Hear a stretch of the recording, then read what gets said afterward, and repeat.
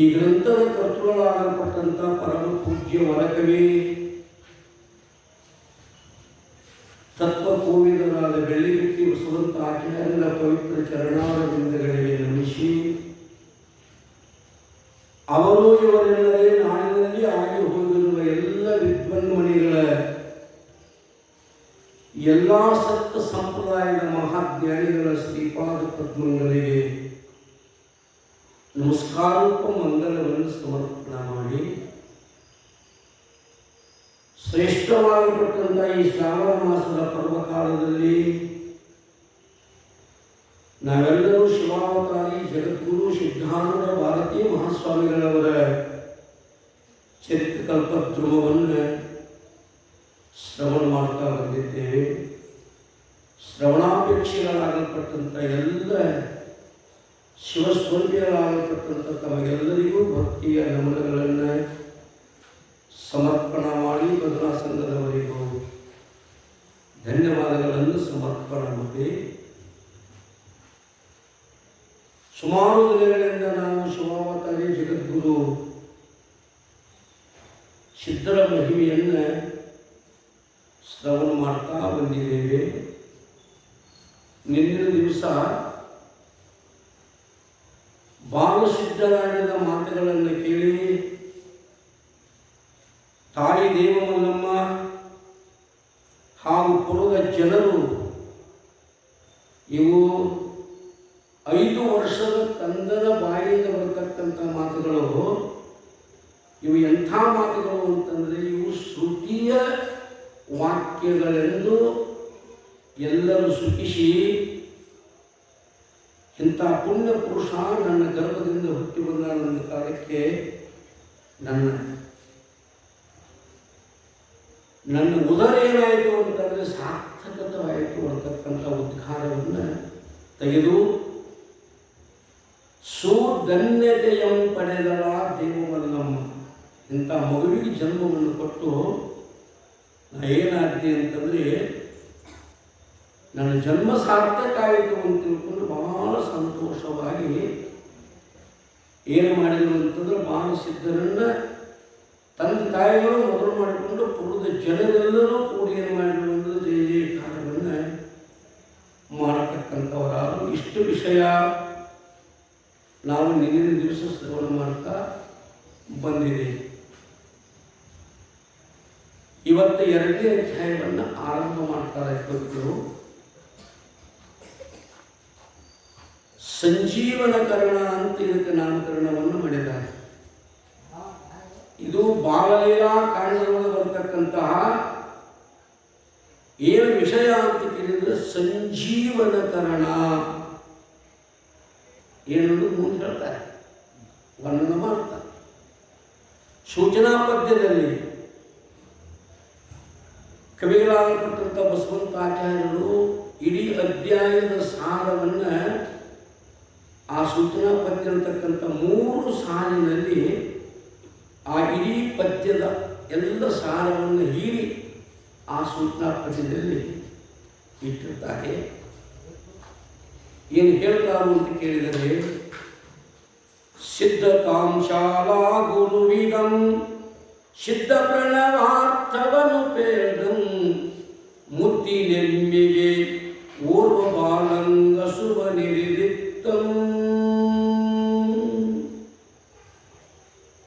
ಸಿದ್ಧತಾಂ ಶಾಲಾ ಗುರುಗಳಿಗೆ, ಅಧ್ಯಾಪಕರಿಗೆ ಏನು ವರ್ಣನೆ ಮಾಡಿದರು ಅಂತಂದರೆ, ಸಿದ್ಧವಾಗಲ್ಪಟ್ಟಂಥ ಪ್ರಣವಕ್ಕೆ ಅರ್ಥ ಏನು ಅನ್ನುವಂಥ ವಿಚಾರವನ್ನು ಹೇಳುವುದರ ಜೊತೆಗೆ ಪ್ರೀತಿಯಿಂದ ಸಾಕಲ್ಪಟ್ಟಂಥ ಎಮ್ಮೆ ಸಿದ್ಧನ ಮಾತು ಕೇಳಿ ಅದು ಹಸುವನ್ನು ನೀಗಿದಾಗ ಏನು ಮಾಡಿದರು ಅಂತಂದರೆ, ಆ ಎಮ್ಮೆಯನ್ನು ಬದುಕಿಸುವುದರ ಜೊತೆಗೆ ಕೆರೆಯಲ್ಲಿ ಮುಳುಗಿದ ದೇವದತ್ತನನ್ನು ಬದುಕಿಸತಕ್ಕಂಥ ವಿಚಾರವನ್ನು ನಾವು ಈ ಅಧ್ಯಾಯದಲ್ಲಿ ಹೇಳ್ತೀವಿ ಅಂತ ಸೂಚನಾ ಪದ್ಯದಲ್ಲಿ ಹೇಳ್ತಾ, ಶರಣು ಗುರುವೇ ವೇಷಧಾರಣ ಪುರುಷನಾನಿಯ ನಿನ್ನ ವಚನದಿ ತರತ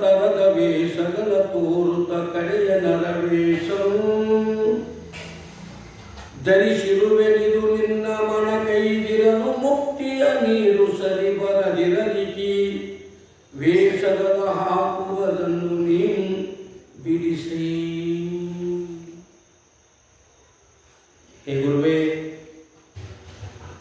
ಸಿದ್ಧನಾಥ, ಹೇ ಪರಮಾತ್ಮ, ನಾ ಏನು ಮಾಡಿದನು ಅಂತಂದರೆ ನಿನಗೆ ಶರಣಾಗತನಾಗಿ ಬಂದಿದ್ದೆ. ಶರಣಾಗತನಾಗಿ ಬಂದಿರತಕ್ಕಂಥ ನನಗೆ ಏನು ಮಾಡು ಅಂತಂದರೆ ಜನ್ಮ ಜನ್ಮಾಂತರದಲ್ಲಿ ನಾನು ಅನಂತ ವೇಷಗಳನ್ನು ಅಂದರೆ ಅನಂತ ದೇಹಗಳನ್ನು ಧರಿಸಿಕೊಂಡು ಬಂದಿದ್ದೇನೆ. 84 ಲಕ್ಷ ಜೀವರಾಶಿಗಳಲ್ಲಿ ಅನೇಕ ತನುಗಳನ್ನು ನಾ ಎಷ್ಟು ಸಲ ಹುಟ್ಟಿದೆನೋ, ಎಷ್ಟು ಸಲ ಸತ್ತಿದ್ದೇನೋ, ಧರೆಯನ್ನೆಲ್ಲವನ್ನು ಸನ್ನಿಸಿ ಧೂಳಿ ಮಾಡಲು ಆ ಪರಮಾಣುಗಳು ಹೇಳಿತೋ ಅನಿತು ದೇಹವನ್ನು ಧರಿಸುತ್ತಾ ಒಂದೊಂದು ಜೀವನ ಬಸುಗಳು ಬಂದು ಆಯಾಯ ದೇಹಗಳಲ್ಲಿ ಅನೇಕ ವೇಷಗಳನ್ನು ತೊಟ್ಕೊಂಡು ಬಂದಿದ್ದೇನಪ್ಪ. ಬರಬಾರದ ಅತಿಹೀನ ಯೋನಿಗಳು ಬಂದು ಧರಿಸಬಾರದ ದೇಹಗಳನ್ನು ತೊಟ್ಟು ಸ್ಮರಿಸಲು ಉಚಿತವಲ್ಲದಿರತಕ್ಕಂಥ ಆಹಾರಗಳನ್ನು ಉಂಡು ಪುನಃ ಪುನಃ ತಿರುಗಿ ತಿರುಗಿ ತಿರುಗಿ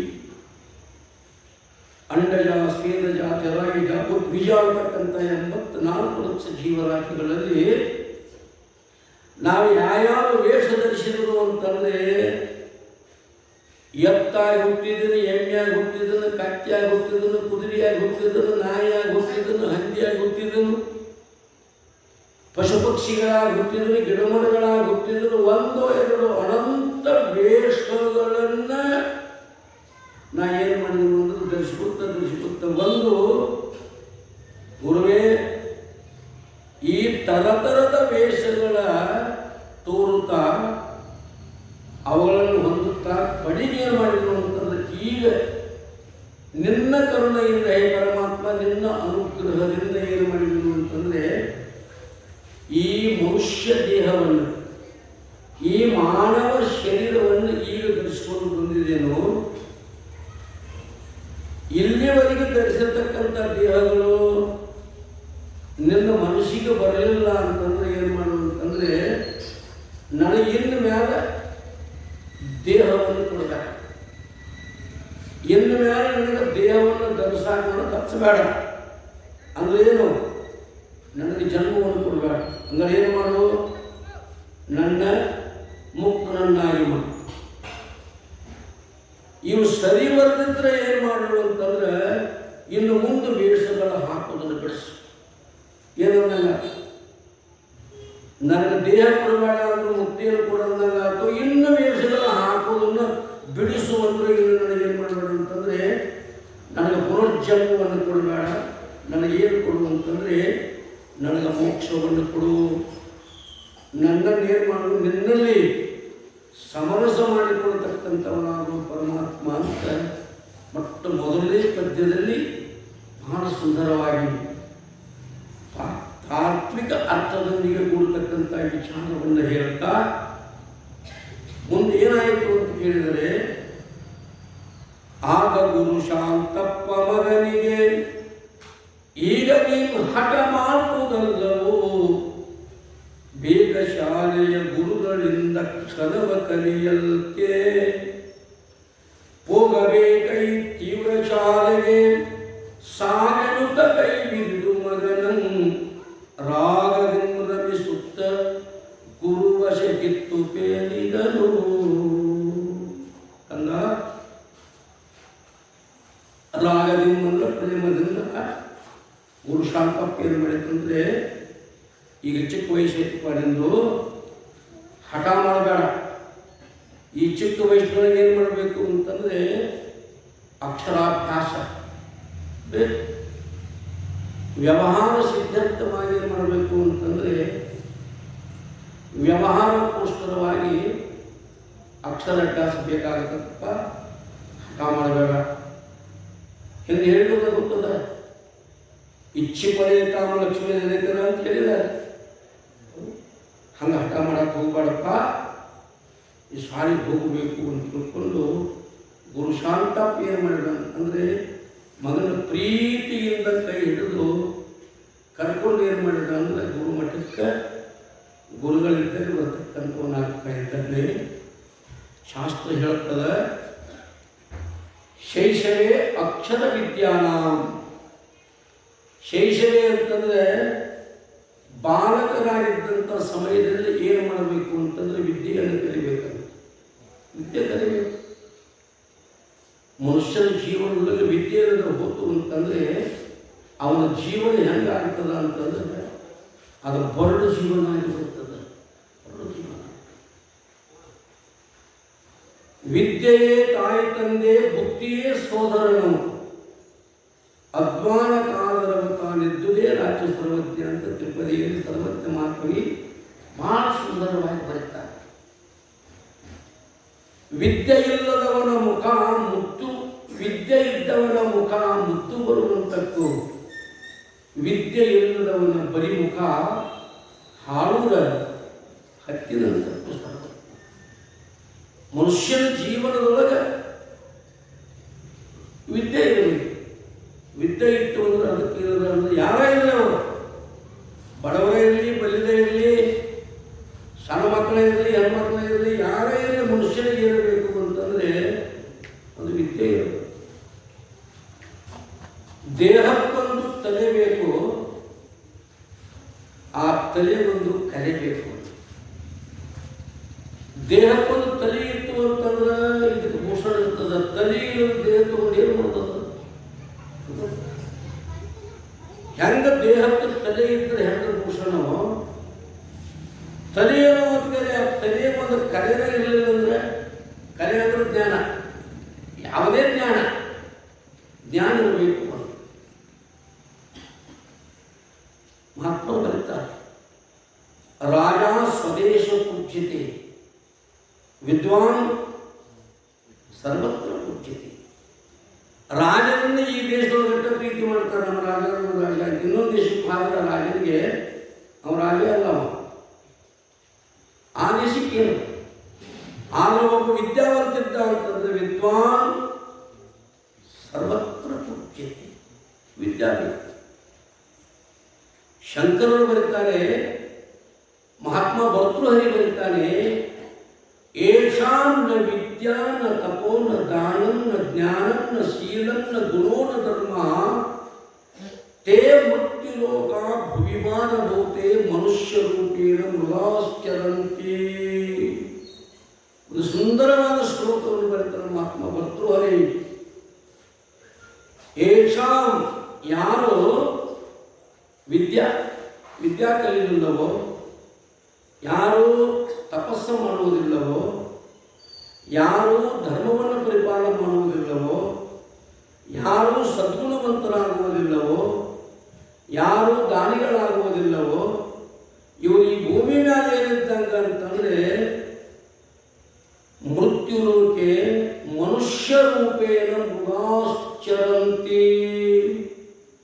ಇವರು ಮನುಷ್ಯರ ರೂಪದಿಂದ ಚಲಿಸುವಂತ ಮೃಗಗಳಿರ್ತಾರೆ. ಅವಕ್ಕೆ ಸುಮಾರು ಬಾಲ ಕೋಡದವು. ಇವು ಬಾಲ ಕೋಡಗಳಿಲ್ಲದ ಮೃಗ ಅಂತ ಕರೀತಾರೆ. ಅದಕ್ಕೆ ಶೈಶವ ಅಕ್ಷರ ವಿದ್ಯಾನಾಂ. ತಂದೆ ತಾಯಿಗಳು ಏನು ಮಾಡಬೇಕು ಅಂದ್ರೆ ಮಕ್ಕಳಿಗೆ ಎಂಥ ತ್ರಾಸ ಬಂದಕ್ಕಂದ್ರೆ ಮಕ್ಕಳಿಗೆ ಏನು ಮಾಡಬೇಕು ಅಂದ್ರೆ ತಂದೆ ತಾಯಿಗಳು ವಿದ್ಯೆಯನ್ನು ಕೊಡಬೇಕು. ವಿದ್ಯೆ ಕಲಿಸದ ತಂದೆ, ಬುದ್ಧಿ ಕೊಡದ ಗುರುವು, ಬಿತ್ತಿರಲು ಬಂದು ನೋಡದ ತಾಯಿಯು, ಶುದ್ಧ ವೈರಿಗಳು ಸರ್ವಜ್ಞ ಅಂತ ಸರ್ವಜ್ಞ ಮಹಾಕವಿ. ಅದಕ್ಕೆ ಈಗ ನಿನಗೆ ಏನಾದಪ್ಪ ಅಂತಂದ್ರೆ 5 ವರ್ಷ ಮುಗಿದು 6ನೇ ವರ್ಷ ಚಾಲುವಾಗಿದಪ್ಪ, ನೀನು ಶಾಲೆಗೆ ಹೋಗಬೇಕು ಅಂತ ಮಗನನ್ನು ಪ್ರೀತಿಯಿಂದ ಕರ್ಕೊಂಡು ಬಂದು ಏನು ಮಾಡಿದರು ಅಂತಂದರೆ ಶಾಲೆಗೆ ಕರ್ಕೊಂಡು ಬಂದು ಸರ್ ಮಾಸ್ತರ್ಗೆ ಏನು ಮಾಡಿದ್ರು ಹೇಳುವಂಥವರಾದರು. ಏನು ಹೇಳಿದರು ಅಂತಂದರೆ, ಗುರುಗಳೇ ಇವನ್ನೇನು ಮಾಡಿದರು ಅಂತಂದ್ರೆ ನಿಮ್ಮ ಪಾದಕ್ಕೆ ಹಾಕಿದೆ. ಇವನ್ನ ನಿಮ್ಮ ಪಾದಕ್ಕೆ ಹಾಕಿದ್ರೆ ಇವು ಏನು ಮಾಡಿ ಅಂತಂದರೆ ಒಂದಿಷ್ಟು ಅಕ್ಷರ ಜ್ಞಾನ ಮಾಡಿಕೊಡ್ರಿ ಅಂತ ತಿಳ್ಕೊಂಡು ಬಹಳ ಭಯಭಕ್ತಿಯಿಂದ ಅವ್ರಿಗೆ ಏನು ಮಾಡಿದ್ರು ಅಂದ್ರೆ ಸ್ವಾಮಿಗಳು ಕೂಡಿಸಿ ಗುರುಗಳಿಗೆ ನಮಸ್ಕಾರ ಮಾಡ್ತಕ್ಕಂಥವರಾಗ್ತಾ ಇದ್ದಾರೆ. ಆ ಗುರುಗಳು ಏನು ಮಾಡಿದ್ರು ಅಂತಂದ್ರೆ ಬೇರೆ ಹೋಗಿ ಇಷ್ಟು ಹೇಳಿ ತಂದೆ ಏನು ಮಾಡಿದ್ರು ಅಂತಂದ್ರೆ ಶಾಲೆಯಿಂದ ಹೊರ ಹೋಗತಕ್ಕಂಥವನಾಗ್ತಾ ಇದ್ದಾನೆ. ಗುರುಗಳು ಅಧ್ಯಾಪಕರು ಬಾಲನ ಶಾಲೆಗಳು ಕೂಡಿಸಿ ಧೂಳ ಹೊಲಿಗೆಯೋಳು ಬರೆಯು ಓಂಕಾರವನ್ನು ಕಲಿಯಲು. ಈಗಿನ ಕಾಲಕ್ಕೆ ಈಗೆಲ್ಲ ಕೊಳಗಳು ಹಂಗೆಲ್ಲ ಬಂದವು, ಆಗಿನ ಜಗಳ ಇರೋಕ್ಕಿಲ್ಲ. ಧೂಳರಿಗೆ ಅಂತ ತಿಳ್ಕೊಂಡು ಹಳೆ ಕಾಲ 100 ವರ್ಷದ ಹಿಂದಿನ ಕಾಲ ಧೂಳರಿಗೆ ಮ್ಯಾಲ ಏನು ಮಾಡಿದ್ರು ಅಂದ್ರೆ ಓಂ ಅಂತ ಒಂದು ಅಕ್ಷರ ಮಾಡಿದ್ರು. ಓಂ ಅಂತ ಒಂದು ಅಕ್ಷರ ಬಂದು ಏನು ಮಾಡಿದ್ರು ಅಂತಂದ್ರೆ ಇದನ್ನ ನೀನು ಕಲಿಪ, ಇದು ತಿದ್ದು ಅಂದ್ರು. ಸಿದ್ಧಾಕೃಷ್ಣರು ಗೊತ್ತೈತ ಮೊದಲ ಬಂದದು ನಾವೆಲ್ಲ ತಿದ್ದುಕೊಂಡು ಬಂದ ಬರೋಣ. ಓಂಕಾರವನ್ನು ಬರೋದು ಶಿಕ್ಷಕರು ಏನು ಮಾಡಿದ್ರು ಅಂತಂದ್ರೆ ಇದನ್ನ ತಿದ್ದು ಅಂತೇಳಿ ತಿದ್ದು ಅಂತ ಹೇಳಿದ್ರು. ಆಗ ಬಾಲಸಿದ್ಧ ಅಂತ ಗುರುಗಳಿಗೆ ಆಗ ಸಿದ್ಧನು ನಮಿಸಿ ಗುರುವಿನು ಈಗ ನೀವು ಓಂಕಾರದರ್ಥವು ಹೇಗೆ ಕೇಳಿರಿ ಗುರುವಿನನ್ಯರೆ ಎಂದು ಕೇಳಿದನು. ಈಗ ನಿನಗಿದರರ್ಥ ಒರೆಯಲು ಹೇಗೆ ಗ್ರಹಿಸುವ ವಿದ್ಯೆ ಗಲಿತವನಾಗಿ ವ್ಯಾಕರಣವನ್ನು ತಿಳಿದ ಒರೆಯುವೆನೆಂದನು. ಗುರುಗಳಂದ್ರು ಅಲ್ಪ ಇನ್ನೂ ಭಾಳ ಸಣ್ಣವದಿ, ಈಗಿನ ಅರ್ಥ ಹೇಳಿದ್ರೆ ನೀ ಹೆಂಗೆ ತಿಳ್ಕೊಳ್ತಿಪ್ಪ. ದೊಡ್ಡವ ಆದ ನಂತರ ಇದೆಲ್ಲ ಅಕ್ಷರ ಕಲಿತ ನಂತರ ಆಗ ನಾ ಹೇಳ್ತನು, ಆಗ ನೀವು ತಿಳ್ಕೊಳ್ಲಿಕ್ಕೆ ಅಂತ ಗುರುಗಳು ಅಂದ ತಕ್ಷಣ ಅವರು ಅಂತಾರು ಸಿದ್ರು. ಏನಂತಾರು ಅಂತಂದರೆ, ಸದ್ಗುರುಗಳೇ ನನ್ನ ಬುದ್ಧಿ ಏನದ ಅಂದ್ರೆ ಶುದ್ಧ ವೈಯಾಕರಣವಿರ್ತದೆ. ಅದು ಆಳ ವೈಯಾಕರಣ ಅಂದರೆ ಎಲ್ಲ ವ್ಯಾಕರಣ ಶಾಸ್ತ್ರಗಳನ್ನು ಗ್ರಹಿಸುವಂಥ ಬುದ್ಧಿ ನನಗದ. ನೀವೇನು ಮಾಡಿರಿ ಅಂತಂದ್ರೆ ಅದನ್ನು ಸಿದ್ಧ ಮಾಡಿದ ರಕ್ತ ಪೇರಿದ ಬಳಿಕ ಪಠಿಸುವುದು. ಇದನ್ನು ಸಿದ್ಧ ಮಾಡಿ ಓಂಕಾರ ಅಂದ್ರೆ ಏನು, ಆ ಓಂಕಾರಕ್ಕೆ ಅರ್ಥ ಏನು, ಇದನ್ನು ಹೇಳಿದ ಬಳಿಕ ನಾ ಏನು ಮಾಡ್ಕೊಂಡು ಪಠಿಸ್ತಿರುವಂಥ ಹಠ ಇರುತ್ತೆ. ಆಗ ಗುರುಗಳಂತಾರೆ, ಕ್ರದ್ಧರಾಗುತ್ತಾ ಗುರುಗಳ ಅದಕ್ಕೆ ಪ್ರಸಿದ್ಧವಾದ ಅಕಾರ ಮತ್ತೆ ಸುಸಿದ್ಧವಾದ ಉಕಾರ ಬಳಿಕ ಮಕಾರಗಳಿವಿಂತು. ಸಿದ್ಧ ಅಕಾರ ಮಕಾರ ಉಕಾರ ಅಂತ ಕೂಡಿ ಏನಾಗಿತ್ತಪ್ಪ ಅಂತಂದರೆ ಅಕಾರ ಉಕಾರ ಮಕಾರ ಕೂಡಿ ಅದು ಓಂಕಾರ ಅನ್ನುವಂಥದ್ದಾಗಿದೆ ಅಂತ ಗುರುಗಳು ಸುಮ್ಮನೆ ಸಮಾಧಾನ ಹೇಳಿದರು. ಯಾಕಂದ್ರೆ ಅವರಿಗೆ ಗೊತ್ತಿಲ್ಲ. ಈ ಶಾಲೆ ಕೆಲಸ ಮಾಸ್ತರಿಗೆ ಎಲ್ಲ ಗೊತ್ತಿಲ್ಲಂತಿರ್ತಾರೆ. ಎಲ್ಲ ಕೇಳಿದ ಪ್ರಶ್ನೆಗೆಲ್ಲ ಉತ್ತರ ಕೊಡೋದು ಭಾಳ ಕಷ್ಟ ಇರ್ತದೆ. ಯಾವ ಎಂಥ ಪ್ರಶ್ನೆ ಕೇಳ್ತಾವ ಏನೋ ಕೊಡ್ಬೋದು. ಅವರಂದ್ರು ಅಧ್ಯಾಪಕರು ಒಂದಿಷ್ಟು ಸಿಟ್ಟಿಗೆ ಸುಮ್ಮನೆ ಹೇಳಿದಷ್ಟೇನು ಮಾಡಪ್ಪ ಅಂತಂದ್ರೆ ಸಂತಿದ್ದಿ ಅದನ್ನು ಬರಿತಕ್ಕಂಥವ್ನು ಹಾಕ್ಪಾಡಿ ಅಂತಂದ್ರು ಕೇಳಲಿಲ್ಲ. ಏನು ಹಿಂಗೆ ಆಗೋದಿಲ್ರಿ, ಸರಿಯಾಗಿ ಏನು ಮಾಡಿ ಅಂತಂದರೆ ಅದರ ಅರ್ಥವನ್ನು ನನಗೆ ನೀವು ಹೇಳಬೇಕು ಅಂತ ಹೇಳಿದಾಗ ಈ ಅರ್ಥವನ್ನು ಅವರು ಹೇಳಿದರೆ ಇಷ್ಟು ಏನು ನೋಡಪ್ಪ ಸಿದ್ಧ, ಈ ಉಳಿದಿದ್ದವರು ಇದ್ದಲ್ಲ ಇವರು, ಅವ್ರಿಗಿಂತ ದೊಡ್ಡ ಇದ್ದು ಅವ್ರಿಗಿಂತ ಸಣ್ಣ ಇದ್ದು ಏನೇನೇನು ಎಲ್ಲ ಇದ್ದು ಎಲ್ಲ ಹೇಳ್ತಾನೆ. ಅವರು ಸುಮ್ಮ ಗುರುಗಳು ಏನು ಹೇಳ್ತಾರೆ ಅದನ್ನು ಕೇಳೋದೈತಿ, ಅದನ್ನು ಬರೀದೈತಿ, ಬರೀ ಹಾಕೋದ್ರ ಬಡಿಸ್ಕೊಳ್ಳೋದೈತಿ, ಮಾತು ಮರದನ್ನ ನಡೆದೇ ಹಿಂಗೆ. ಆದ್ರೆ ಶಕ್ತಿ ಎಂದು ಸಾಲಿಗೆ ಬಂದು ಗುರುಗಳು ಏನಾದರೂ ಬಂದರು ಯಾತ್ರ ಆದರು. ಅಪ್ಪಪ್ಪ ಯಾವ್ಯಾವ ಹುಡುಗರು ಯಾವ ರೀತಿ ಬರ್ತಾವು ಹೇಳಕ್ಕೆ ಬರೋದಪ್ಪ ಅಂತೇನು ಮಾಡಿದ್ರು ಅಂತಂದರೆ, ತಮ್ಮ ನೋಡು, ಒಂದು ಮೊದಲಿನ ಅಕ್ಷರ ಏನಂತಂದ್ರೆ ಅಕಾರ, ಅದರ ಮುಂದೆ ವರ್ಣ ಅಂದ್ರೆ ಅಕ್ಷರಗಳು. ಹೌದು, ವರ್ಣಗಳು ಅಂದ್ರೆ ಭಾಳ ಅಕ್ಷರಗಳು, ವರ್ಣ ಅಂದ್ರೆ ಒಂದು ಅಕ್ಷರ.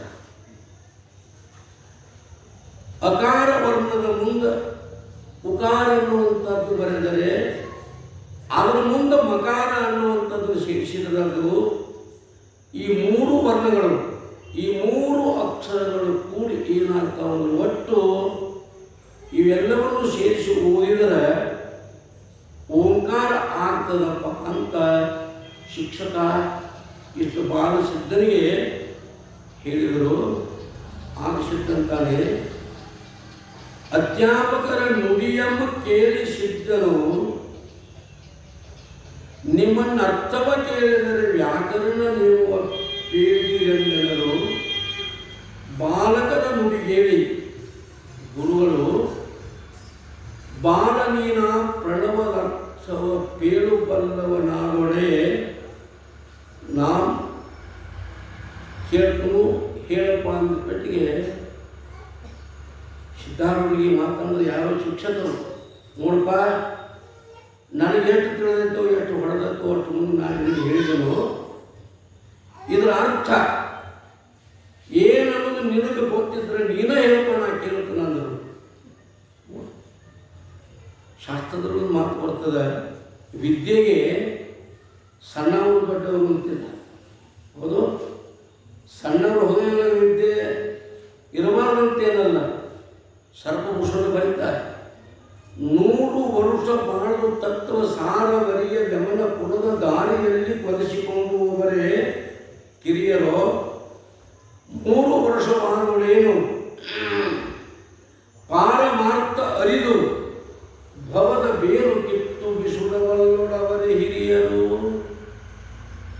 ಹೊರಗೆ ಹಿರಿಯರಾಗಿ ನಿಜವನ್ನು ಅರಿಯದವರು ಕಿರಿಯರೋ, ಒಳಗರಿತು ಕಿರಿಯರಾದೊಡೆ ಅವರೇ ಜಗಕ್ಕೆ ಹಿರಿಯರು. ಯಾರು ಸಣ್ಣವರು ಯಾರು ದೊಡ್ಡವರು? ವಯಸ್ಸಿನಿಂದ ಏನೋ ದೊಡ್ಡವಲ್ಲ. ಒಂದು 100 ವರ್ಷ ಆಗಿದ್ದಾವೆ. 100 ವರ್ಷ ಆಗಿದ್ದಾವ ಕರೆ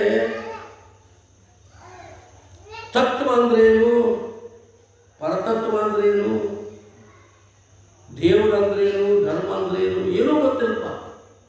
ಹಂಗೆ ಬದುಕಿದ ಒಂದು 100 ವರ್ಷ ತಕ್ಕ ಹದ್ದು ಬದುಕಿಲ್ಲ, ಹದ್ದು ಬದುಕಿಲ್ಲ, ಹದ್ದು ಬದುಕಿಲ್ಲ. 100 ವರ್ಷ ಆಯುಷ ಹದ್ದು. ಆದರೂ ದೃಷ್ಟಿಯಲ್ಲಿ ಅಂತಂದ್ರೆ ಎಷ್ಟು ಎತ್ತರದ ಮ್ಯಾಗ ಒಂದು ಸತ್ತು ದಡದ ದೃಷ್ಟಿ ಇರ್ತೈತಿ ಹದ್ದಿಂದ. ಹಾಗೊಂದು 100 ವರ್ಷ ಬದುಕಿದವರು ಒಂದು ದೃಷ್ಟಿಯಲ್ಲಿ ಐತಂದ್ರೆ ಅನಾಥದ ಮ್ಯಾಲ ಹೊರತಾಗಿ ಸತ್ಯವನ್ನು ತಿಳ್ಕೊಳ್ಬೇಕು ಅಂತಕ್ಕಂಥ ಪ್ರಯತ್ನ ಇಲ್ಲ. 100 ವರ್ಷ ಬಾಳದು ತತ್ವ ಸಾರವರಿಯದೆ ಯಮನ ಪುರದ ದಾರಿಯಲ್ಲಿ ಒದಸಿಕೊಂಬುವವರು ಕಿರಿಯರು. 3 ವರ್ಷವಾದೊಡೇನು ಪಾರಮಾರ್ಥ ಅರಿದು ಭವದ ಬೇರು ಕಿತ್ತು ಬಿಸುಡವಲ್ಲೊಡವರೇ ಹಿರಿಯರು. ಸರ್ಪುರುಷರು ಹೇಳ್ತಾರೆ, ದೊಡ್ಡ ಹೊಟ್ಟೆ, ದೀರ್ಘ ದೇಹ, ಗಡ್ಡವಿದ್ದು ಮಾಯಾ ಭ್ರಮೆಯ ಜುಟ್ಟು ತೊಳೆದುಕೊಳ್ಳಲರಿಯದವರು ಕಿರಿಯರೋ. ಗಿಡ್ಡರಾದೊಡಾಗಲರಿವಿ ಗಡ್ಡಲಾಗಿ ಬೆಳೆದ ಮರದ ಎಟ್ಟು ಮುರಿದು ತರಹ ಮಾಡುವವರೇ ಹಿರಿಯರು ಅಂತ ಸರ್ಪಭೂಷಣ ಹೇಳ್ಕೊಂಡು 70 ವರ್ಷ ಹೋದ ಶಾಲೆ ಮಾಸ್ತರ್, 70 ವರ್ಷ ಶಾಲೆ ಮಾಸ್ತರ್ ಅದಾನು. 5 ವರ್ಷದ ಸಿದ್ಧಾರೂಢ ಸಿದ್ಧ ಬಾಲಕ 5 ವರ್ಷದ ಅವನ. ನನಗೆ 100 ರೂಪಾಯಿ ರಕ್ತ ಬಂದು ನೀನ ಹೇಳು ಅಂತ ಅಂದಾಗ ಶಾಲಾಧ್ಯಾಪಕರ ನುಡಿಯಂ ಕೇಳಿಸಿದ್ದನು ಹೇಳ್ತಾ ಇದ್ದಾನೆ. ಏನು ಅಂತಂದ್ರೆ, ಗುರುವೇ ಕೇಳಂತ ಎಂಥ ಎಂಥ ನಯ, ಎಂಥ ವಿನಯ, ಎಂಥ ಭಯ, ಎಂಥ ಭಕ್ತಿ. ಹೌದು, ಪರಿಪೂರ್ಣ ವಿದ್ಯೆ ಗರ್ವವೇ ಭೂಷಣ. ಸರ್ಪಭೂಷಣ ಪೂರ್ಣ ಇದ್ದೇ ಇತ್ತು ಅಂತಂದ್ರೆ ಅವನಿಗೆ ಏನು ಭೂಷಣ ಅಂತಂದರೆ ಗರ್ವರಹಿತನಾಗಿರುವುದೇ ಅವನಿಗೆ ಭೂಷಣ. ಹಂಗ ಮತ್ತೇನಂತ ನಂದ್ರು, ಗುರುವೇ ಈ ಓಂಕಾರ ಬೊಮ್ಮಕ್ಕೆ ಪರಮ ಮಾಯಾ ಪಂಚ ಪಂಚಗುಣದಾವರಣದಿಂ ಮುಖ ಪಂಚಕಂ ತೋರಿದವ ಅದಂತೆನರು. ಬಹಳ ಸುಂದರವಾಗಿ ಹೇಳ್ತಾರೆ ಕೇಳ್ರಿ. ಏನಂತಾರು ಅಂತಂದರೆ ಬಾಲಸಿದ್ಧ ಗುರುಗಳು ಹೇಳ್ತಾನೆ, ಗುರುಗಳೇ ಈ ಓಂಕಾರ ಅಂತ ಏನದಲ್ಲ, ಓಂಕಾರ ಅಂದ್ರೆ ಒಂದು ಓ ಬರೋದು ಅದ್ರ ಮುಂದೆ ಪೂಜೆ ಕೊಟ್ಟರೆ ಅದೇನಾಕೈತಿ ಓಂ ಅಂತ. ಈ ಓಂಕಾರ ಅಂದ್ರೆ ಏನು ಅಂತಂದ್ರೆ, ಓಂಕಾರ ಅಂದ್ರೆ ಮತ್ತೇನಲ್ಲ, ಈ ಓಂಕಾರಕ್ಕೆ ಶಬ್ದ ಏನು, ಅರ್ಥ ಏನು ಅಂತ ಕೇಳಿದ್ರೆ ಬ್ರಹ್ಮ. ಬ್ರಹ್ಮ ಅಂತಂದ್ರೆ ಸಗುಣ ಬ್ರಹ್ಮ. ಯಾವ ಬ್ರಹ್ಮ? ಬ್ರಹ್ಮ ಅಂತಂದ್ರೆ ನಿರ್ಗುಣ ಬ್ರಹ್ಮ. ಈ ಓಂಕಾರ ಅನ್ನುವಂಥದ್ದಕ್ಕೆ ಅರ್ಥರೂಪ. ಅದಕ್ಕೇನಂತಾರು? ಪ್ರಣವ ಅಂತ ಕರೀತಾರೆ, ಓಂಕಾರ ಅಂತ ಕರೀತಾರೆ. ಅದು ಈ ಪ್ರಣವ ಅಂತಂದ್ರು ಪರಬ್ರಹ್ಮ, ಓಂಕಾರ ಅಂತಂದ್ರು ಇದು ಪರಬ್ರಹ್ಮ. ಇದು ನಿರ್ಗುಣ ನಿರಾಕಾರವಾಗಿರ್ತಕ್ಕಂತಹ ಈ ಜಗತ್ತಿನ ಉತ್ಪತ್ತಿ ಸ್ಥಿತಿ ಲಯಗಳಾಗುವುದಕ್ಕಿಂತ ಪೂರ್ವದಲ್ಲಿ ಇರತಕ್ಕಂಥದ್ದು ಯಾವುದು ಅಂತಂದರೆ ಆ ಪರಬ್ರಹ್ಮ ವಸ್ತು. ಸದೇವ ಸೌಮ್ಯ ಇದಮಗ್ರ ಆಸೀರ್ ಏಕಮೇವಾದ್ವಿತೀಯಂ ಬ್ರಹ್ಮ ನೇಹ ನಾನಾಸ್ತಿ ಕಿಂಚನ ಅಂತ ಶಂಕರ ಭಗವತ್ಪಾದಾಚಾರ್ಯರು ಹೇಳಿಕೊಂಡು ಬಂದಂತೆ, ಈ ಸೃಷ್ಟಿ ಉತ್ಪತ್ತಿ ಪೂರ್ವದಲ್ಲಿ ಒಟ್ಟಾರೆ ನಿರಾಕಾರ ನಿರ್ಗುಣವಾಗಿರತಕ್ಕಂಥ ಯಾವ ಪರಬ್ರಹ್ಮ ವಸ್ತು ಇದೆಯೋ ಆ ಪರಬ್ರಹ್ಮ ವಸ್ತುವಿಗೆ ಒಂದು ಮಾಯೆ ಅಂತಕ್ಕಂಥದ್ದೇನಾಯಿತು ಅಂತಂದರೆ ಉಪಾಧಿ ಅನ್ನುವಂಥದ್ದಾಯಿತು. ಪರಬ್ರಹ್ಮದ ಶಕ್ತಿ ಮಾಯೆ ಅಂತ ಅನ್ಸ್ಕೊಳ್ತದೆ. ಆ ಮಾಯೆ ಅನ್ನುವಂಥದ್ದು ಉಪಾಧಿ ಅನ್ನುವಂಥದ್ದಾಗಿ ಅಲ್ಲಿ ಏನಾಯಿತು ಅಂದ್ರೆ ಪಂಚಗುಣಗಳು ಅವೇನಾದವು ಅಂತಂದರೆ ಆ ಪರಬ್ರಹ್ಮನಿಗೆ ಆವರಣಗಳಿಂದಾಗಿ ಆ ಮಾಯೆಯಿಂದ ಏನಾಯಿತು ಅಂತಂದರೆ ಒಂದು ಪಂಚ ಅಂದರೆ 5 ಮುಖಗಳಿರ್ತಕ್ಕಂಥವು ಅಲ್ಲೇನಾದ್ರು ತೋರುವಂಥವು ಆದವು. ಆ ರಾಜಸಗುಣ ಪ್ರಧಾನದಿಂದ ಒಂದು ಸತ್ಯೋಜಾತ, ವಾಮದೇವ, ಅಘೋರ, ತತ್ಪುರುಷ, ಈಶಾನ್ಯ ಅಂತಕ್ಕಂಥ ಈ 5 ಸರಸಮಾಧಿ 5 ಮುಖಗಳೇನಾದವು ಅಂತಂದರೆ ಅಲ್ಲಿ ತೋರ್ತಕ್ಕಂಥವುಗಳಾದವು. ಆ 5 ಮುಖಗಳು ಏನಾದವು ಅಂದರೆ ಶಿವನಿಗೆ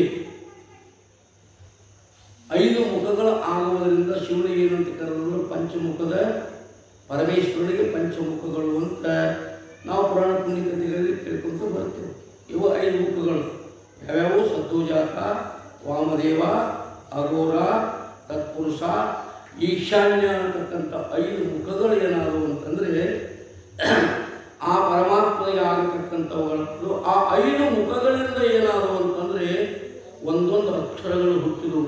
ಇದನ್ನು ಯಾರು ಹೇಳಕತ್ತಾರೆ ಅಂದರೆ ನೀವು ಸಿದ್ಧ ಬಾಲಕರು ಅವರು ಶಾಲಾ ಗುರುಗಳು ಹೇಳಕತ್ತಾರೆ. ಮತ್ತು 5 ವರ್ಷದ ಬಾಲಕ ಹೇಳಕತ್ತಾರೆ. ಮತ್ತು ಆ 5 ಮುಖಗಳಾದವು.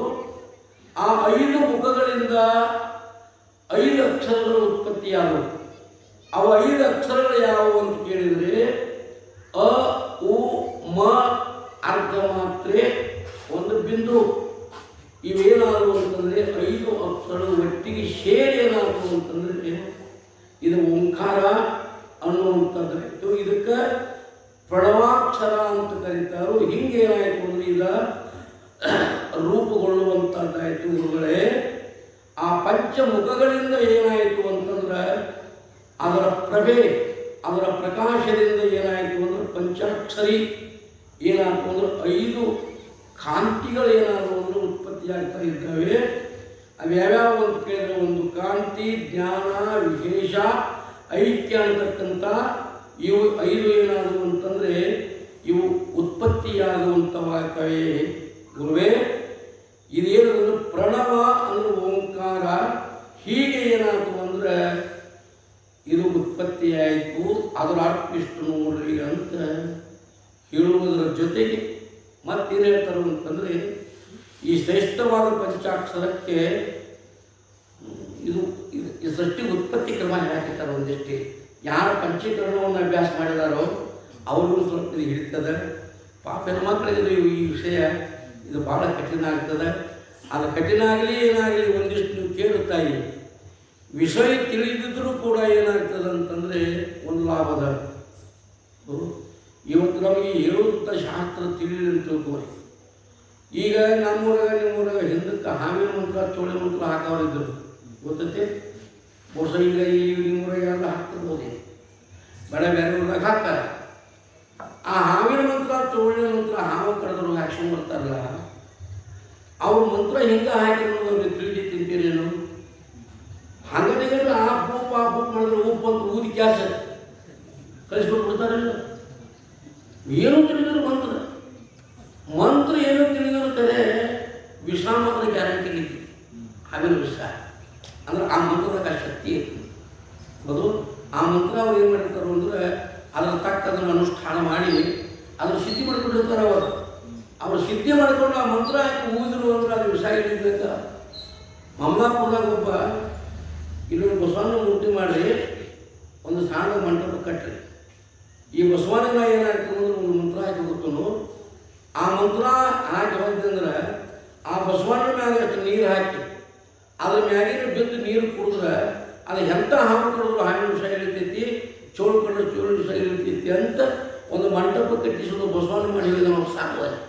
ಎಲ್ಲಿ ಮೊಮ್ಮಪ್ಪದಾಗಿದೆ ಈಗೂ ಆಗ್ತದ. ಹೇಳುವ ಅಭಿಪ್ರಾಯ ಏನು ಅಂತಂದ್ರೆ ಒಂದೊಂದು ಮಂತ್ರದ ಒಂದೊಂದು ಶಕ್ತಿಯನ್ನು ಉಂಟಾಗುತ್ತೆ. ಒಂದು ಶಕ್ತಿಯನ್ನು ಉಂಟಾಗುತ್ತೆ. ಆ ಶಕ್ತಿ ಏನು ಮಾಡ್ತಾವೆ ಅಂತಂದರೆ ಅವ್ರ ರಕ್ಷಣೆ ತಕ್ಕಂಥವ್ನು ಮಾಡ್ತಾವೆ. ನಾ ಏನು ಹೇಳೋಕೆ ಹೊಂಟೀನಿ ಅಂತಂದ್ರೆ ಈ ಈ ಈ ಪಂಚಮಹಾಭೂತಗಳು ಅಂತಂದ್ರೆ ಅವು ಈ ಪಂಚೀಕರಣ ಈಗ ನಾ ಏನಾಗಿ ಹೊಂಟೀನಿ ಅಂತಂದ್ರೆ ನಿಮಗೆ ಶಾಸ್ತ್ರ ತಿಳಿದಿದ್ರು ಕೂಡ ಕೇಳಿದರೆ ಏನಾಗ್ತೈತಿ ಅಂದ್ರೆ ಪಾಪ ಅನ್ನುವಂಥ ವಿಷಯ ಐತಿ. ಹೌದು, ನಮಗೆ ಈ ಶಾಸ್ತ್ರ ತಿಳಿದಿದ್ರು ಕೂಡ ಪಾಪ ಅನ್ನುವಂಥ ವಿಷಯ ಮಾತ್ರ ಇಳಿತೈತಿ. ಇದೇನು ಅಂದ್ರೆ ಇದು ಗ್ಯಾರಂಟಿ. ಅದಕ್ಕೆ ಏನು ಮಾಡೋದು ಅಂದರೆ, ಯಾಕಂದರೆ ಮಹಾತ್ಮರ ಚರಿತ್ರೆ ನಮಗೆ ತಿಳಿದ ಇರಲಿ ಅದರ ಭಕ್ತಿಯಿಂದ ಕೇಳಿ ಅಂದರೆ ಏನಾಗ್ತದೆ ಅಂತಂದರೆ ನಮಗೆ ದೊಡ್ಡ ಲಾಭ ಆಗ್ತದೆ ಅಂತ ಮಹಾತ್ಮರು ಬರ್ಕೊಂಡು ಬಂದಿದ್ದಾರೆ. ಈ ಪಂಚಮುಖಗಳಿಂದ ಏನಾದ್ರು ಅಂದ್ರೆ ಅದು ಬಾಯಲ್ಲಿ ಕೇಳಿ. ಪಂಚಮುಖಗಳಿಂದ ಏನಾದ್ರು ಅಂದ್ರೆ ನಮ ಶಿವಾಯ ಅಂತಕ್ಕಂಥ 5 ಅಕ್ಷರಗಳು ಹುಟ್ಟಿದವು. ಆ ಹುತ್ತರಿಂದ ಏನಾದವು ಅಂತಂದರೆ ಒಂದೊಂದು ಮಹಾಭೂತಗಳು ಹುಟ್ಟಿದವು. ಆಕಾಶ, ವಾಯು, ಆನಂತರದ ಅಗ್ನಿ, ಜಲ, ಪೃಥ್ವಿ ಅಂತಕ್ಕಂಥ ಪಂಚಮಹಾಭೂತಗಳು ಹುಟ್ಟಿ ಅದರಿಂದ ಏನಾದವು ಅಂತಂದರೆ ಆ ಪಂಚಮಹಾಭೂತಗಳನ್ನು ಪಂಚೀಕರಣ ಮಾಡಿದಾಗ 5 ಭೂತಗಳಿಂದ 25 ತತ್ವಗಳು ಹುಟ್ಟಿ ಏನಾಯ್ತು ಅಂತಂದರೆ ಈ ಭೌತಿಕ ಸೃಷ್ಟಿ ಏನಾಯ್ತು ಅಂತಂದರೆ ಎಲ್ಲವೂ ತಯಾರಾಗುವಂಥದ್ದಾಯಿತು. ಆದ್ದರಿಂದ ಏನು ಅಂತ ಕೇಳಿದರೆ ಇದೆಲ್ಲವೂ ಏನು ಅಂತಂದ್ರೆ ಸರ್ವ ತೋರಿಕೆಯು ಭೂತಮಯವೇನು.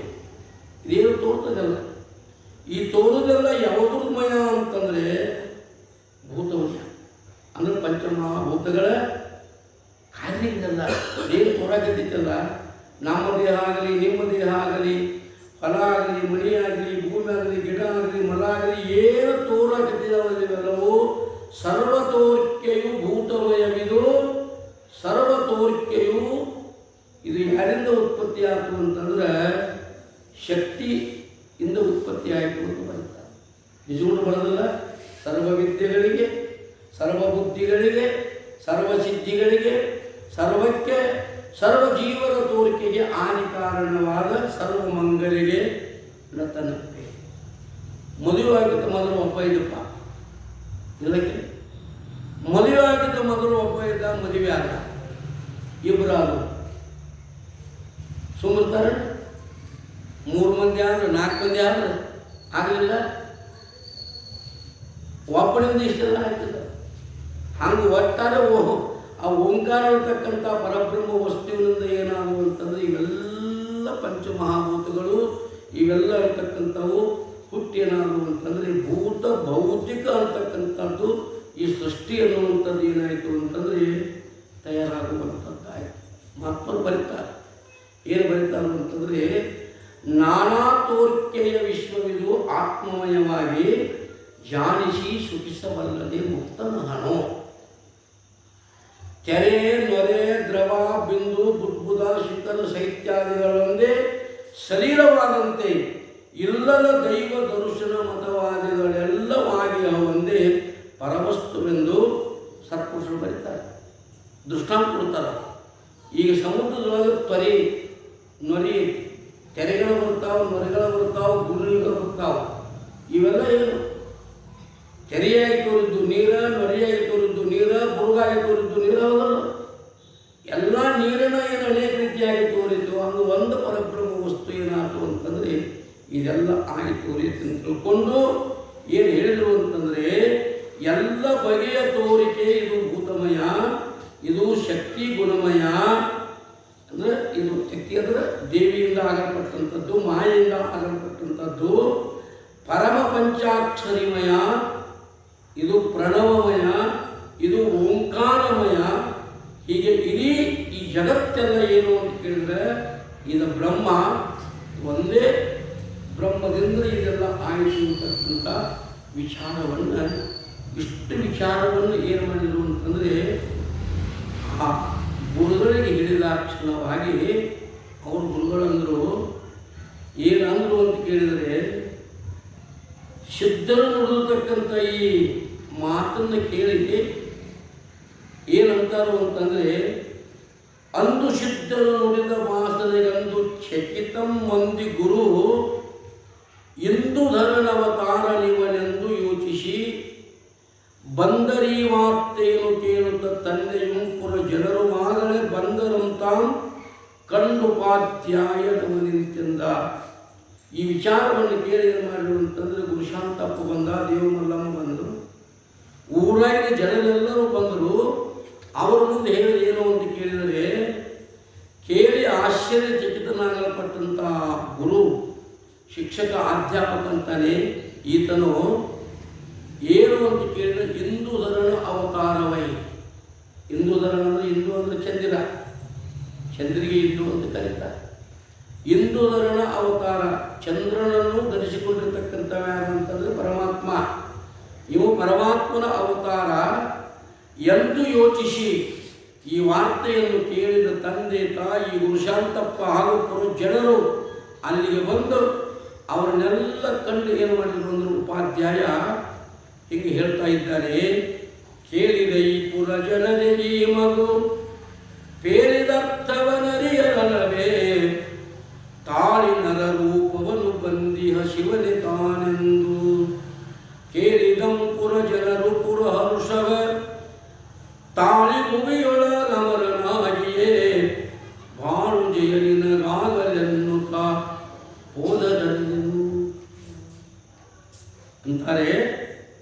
ಪುರಜನರೆಲ್ಲರೂ ಇವನನ್ನು ನೋಡಿ, ಈ ಮಗು ಇಷ್ಟು ವಯಸ್ಸಿನಲ್ಲಿ ಈ ಓಂಕಾರ ಪ್ರಣವದ ಅರ್ಥವನ್ನು ಬಹಳ ಸಕ್ರಮವಾಗಿ ಹೇಳಿದ್ದನ್ನು ಕೇಳಿ, ಇದು ಸಾಮಾನ್ಯದ ಕೆಲಸ ಅಲ್ಲ, ಈತ ನರರೂಪ ತಾನೇ ಬಂದಿರತಕ್ಕ ಪ್ರತ್ಯಕ್ಷ ಏನದಾನು ಅಂತಂದರೆ ಅವ ಹರರೂಪದಿಂದ ಏನಾಗಿದೆ ಅನ್ನೋದು ಬಂದಿರತಕ್ಕಂಥವನಾಗಿಲ್ಲ ಅಂತ ಶಾಲಾಧ್ಯಾಪಕರನ್ನೇ ಮೊದಲು ಮಾಡಿಕೊಂಡು ಎಲ್ಲ ಜನರು ಏನು ಮಾಡಿದರು ಅಂದ್ರೆ ಹರ್ಷಪಟ್ಟು ಬಾಲಸಿದ್ಧನಿಗೆ ಏನು ಮಾಡಿದರು ಅಂತಂದರೆ, ನೀನು ಈ ಭೂಮಿಯೊಳಗೆ ಅಮರಣ, ಈ ಭೂಮಿ ಒಳಗೆ ಏನಾಗುವಂತಂದರೆ ಅಮರ ಅಂತಂದರೆ ನಿನಗೆ ಏನಾಗಿದೆ ಅಂದರೆ ಶಾಶ್ವತವಾಗಿ ನೀ ಏನಾಗಪ್ಪ ಅಂದ್ರೆ ನಿನಗೆ ಸಾವು ಬರಬಾರದು, ನೀ ಚಿರಂಜೀವಿಯಾಗ ಇಂಥವ್ರು ಏನಾಗಬೇಕು ಅಂದ್ರೆ ಲೋಕವಾಗಿರಬೇಕು ಅಂತ ತಿಳ್ಕೊಂಡು ಸಂತೋಷಪಟ್ಟು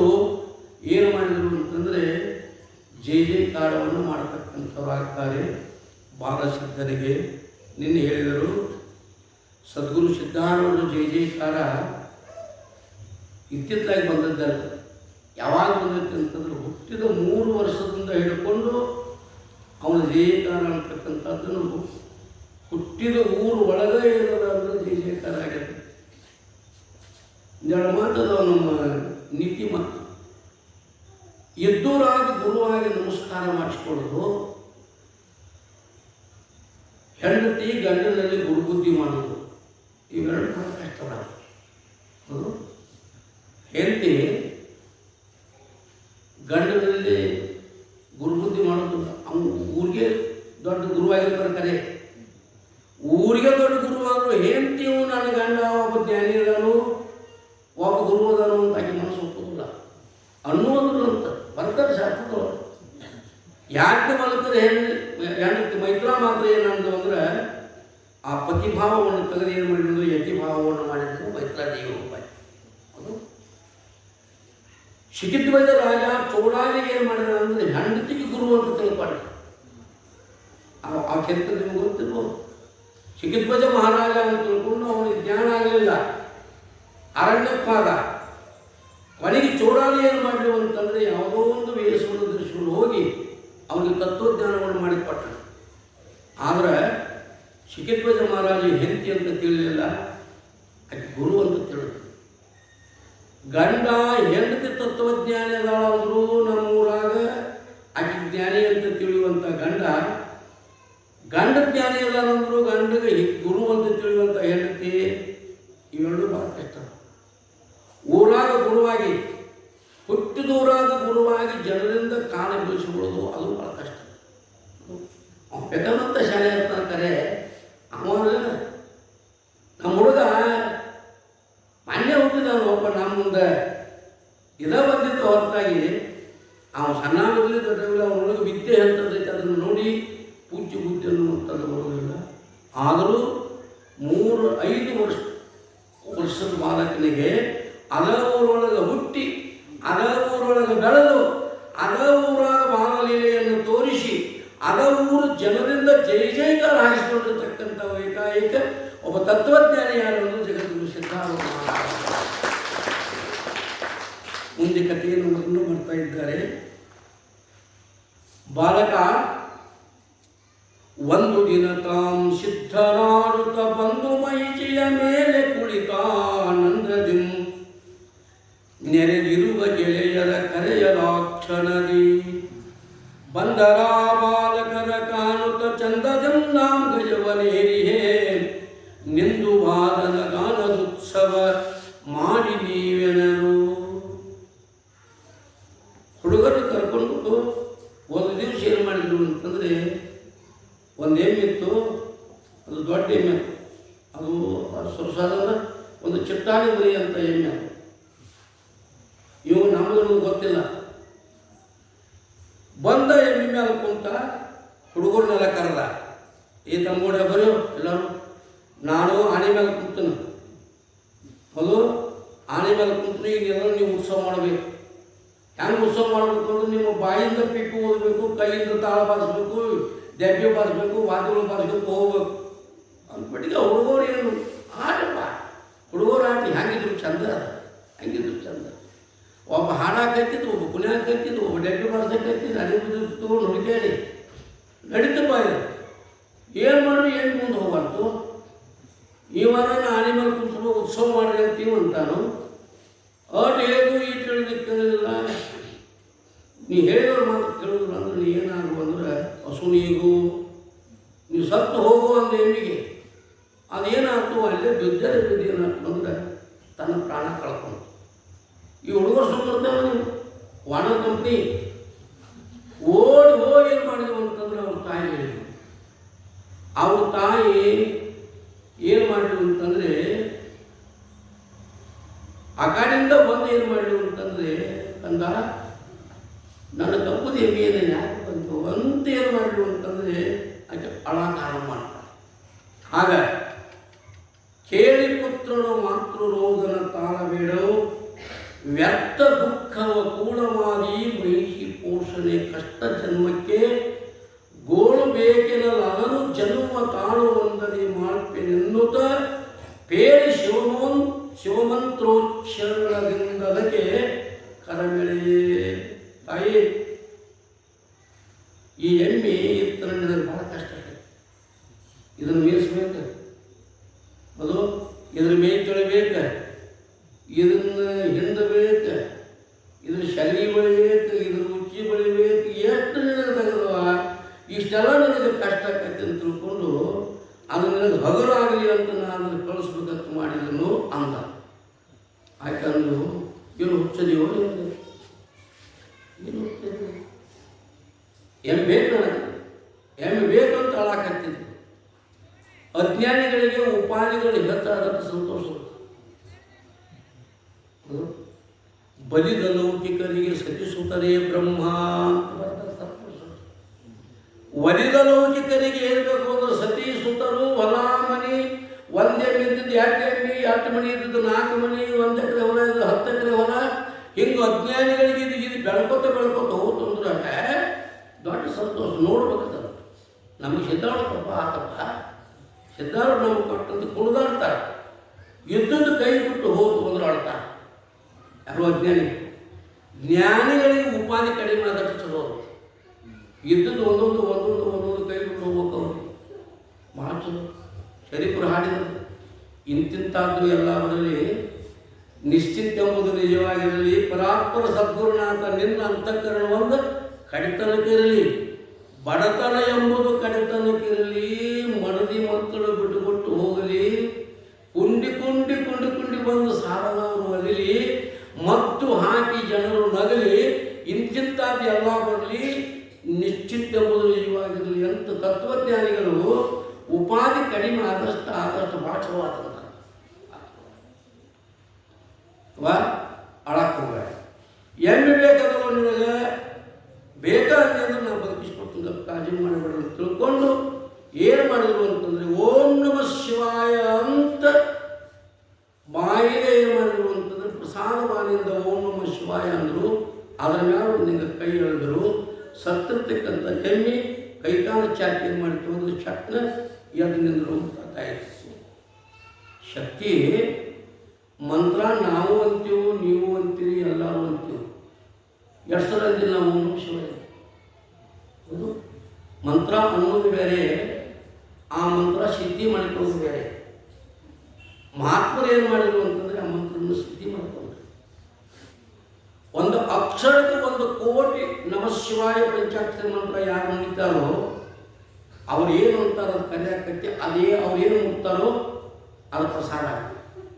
ಬರೀತಾರೆ ಮಾತೃಶಾಸ್ತ್ರದ ಏನಾಗಬೇಕು, ಒಂದು ಅಕ್ಷರಕ್ಕೆ 1 ಕೋಟಿ ನಮಃ ಶಿವಾಯ ಇರತಕ್ಕಂಥ ಪಂಚಾಕ್ಷರಿ ಮಂತ್ರವನ್ನು ನುಡಿಬೇಕು. ನಮ್ಮ ಜೀವಿತ ಅವಧಿಯಲ್ಲಿ ಅಷ್ಟು ನುಡಿದವ್ರು ಯಾರು ಅಂತಂದ್ರೆ ಮೂಳ್ಕೊಡಿ ಎಲ್ಲರಿಗೂ ಮಾರಾದ, ಮುಗಳು ಕೂಡ ಎಲ್ಲರಿಗೂ ಮಾರಾದ. ಮತ್ತೊಂದು ಏನೂ ಮಾಡಲಿಲ್ಲ ಅವರ, ಏನು ಶಾಸ್ತ್ರ ಹೇಳಲಿಲ್ಲ, ಪುರಾಣ ಹೇಳಿಲ್ಲ, ಪುಣ್ಯಕಥೆ ಹೇಳಿಲ್ಲ, ಏನೇನೂ ಮಾಡಲಿಲ್ಲ. ಯಾವ ಊರಿಗೆ ಹೋಗ್ತಾರ ಆ ಊರಿಗೆ ಒಂದು ಹನುಮಪ್ಪನ ಗುಡಿನೋ, ಒಂದು ವೀರಪ್ಪನ ಗುಡಿನೋ, ಜಾಮೂನ್ ಗುಡಿನೋ, ಯಾವುದೋ ಒಂದು ಗುಡಿ ಕುಂಡ್ರದು ಪದವಿ ಕಟ್ಟಿಕೊಳ್ಳೋದು, ಒಟ್ಟು ಅಖಂಡ ಏನು ಮಾಡೋದು ಅಂದ್ರೆ ಓಂ ನಮಃ ಶಿವಾಯ, ಓಂ ನಮಃ ಶಿವಾಯ, ಓಂ ಹೊರಗೆ ಬದಲಾವಣೆ ಮಾಡ್ತು, ಅಡುಗೆ ಮಾಡೋದು, ಉಣ್ಣೋದು ಎಲ್ಲ ಮಾಡ್ತಿದ್ರು. ಇವರು ಮಾತ್ರ ಏನು ಮಾಡಿದ್ರು ಅಂತಂದರೆ ಬರೇ ನಾಮಸ್ಮರಣೆ ಮಾಡು ಜಪವನ್ನು ಮನವಿ ಮರೆಯದಲ್ಲಿ ನೀನು, ರೂಢಿಯೊಳಗೆ ಶ್ರೇಷ್ಠ ಶ್ರೀಮಂತರವಿದನು, ಅರಿತು ಭಜಿಸಿದರವನ ಕೋಟಿ ಜನ್ಮದ ಪಾಪ ಹುರಿದು ಹೋಗುವುದವನ ಹೆಸರಿಗಿಲ್ಲದಂತೆ, ಅರಿಯದನೆ ಜಪಿಸಲು ತರಿಪುದಾದಿನ ದೋಷ ಹಿರಿಯನಾಗುವನವನು ಜಗದೊಳಗೆಲ್ಲರಿಗೆ. ಅಕ್ಷರದ ಕೋಟಿ ಯಾವ ಪುಣ್ಯಾತ್ಮ ಜಪ ಮಾಡ್ತಾನೋ ಅವ ವಾಣಿಯಿಂದ ಅಂದದ್ದು ಕರೆ ಆಗ್ತದೆ. ಒಣ ಕಟ್ಟಿಗೆ ಮೇಲೆ ಹಸ್ತ ಇತ್ತಂದ್ರೆ ಆ ಕಟ್ಟಿಗೆ ಚಿಕ್ಕಿದೆ, ಕೊನರುವುದು, ಬರಡು ಹಯಣುವುದು. ಶರೀಫ್ ಶಿವಗಳು ಸಂಚಾರ ಮಾಡ್ಕೋಂತ ಅತ್ತಿಗೇರಿ ಅಂತ ಒಂದು ಊರದ, ಅತ್ತಿಗೇರಿ ಭಾಗ.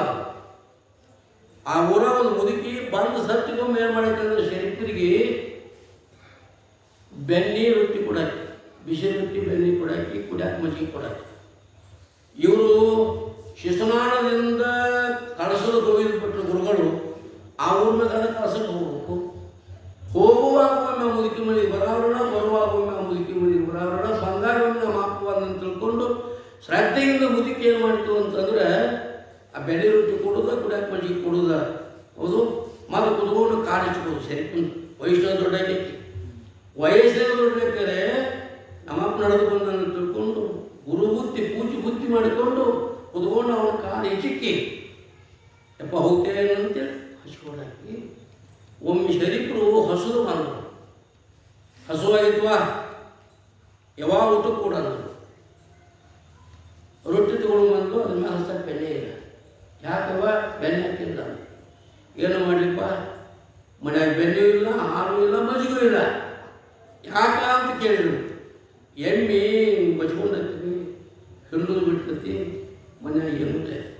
ಹಾಂ, ಮಜ್ಕೊಂಡೈತಿ, ನಾ ಹೆಂಡತ್ರ ತಾಯಿ ತೆರಿಗೆ, ನಾ ಹೆಂಡತ್ರ ತೆರಿಗೆ ತಾಯಿ ಇಲ್ಲ ಅಂತ ಗೊತ್ತಿದ್ದ ಸರಿಪುರ ಬಗ್ಗೆ. ಸರಿಗಿತ್ತಂದು ಕಟ್ಟಲು ಹೋಗಿ ಏನು ಮಾಡಿದ ಅಂತಂದ್ರೆ, ಕೈಯಾಗಟ್ಟು ನೀರು ತಗೊಂಡು ಆ ಎಮ್ಮೆ ದುಬ್ಬಿನ ಕೆಪ್ಪರಿಸಿ ಆ ಎಮ್ಮೆ ಹೇಳಿದ, ನೀ ಸಾಯು ತನಕ ಕಟ್ಟುವಂಗಿಲ್ಲ, ಈಯುವಂಗಿಲ್ಲ, ನೀ ಹಿಂಡುದು ಬಿಡುವಂಗಿಲ್ಲ ಅಂತ ಎಮ್ಮೆ ಗೋಣ ಹಾಕ್ತದೆ.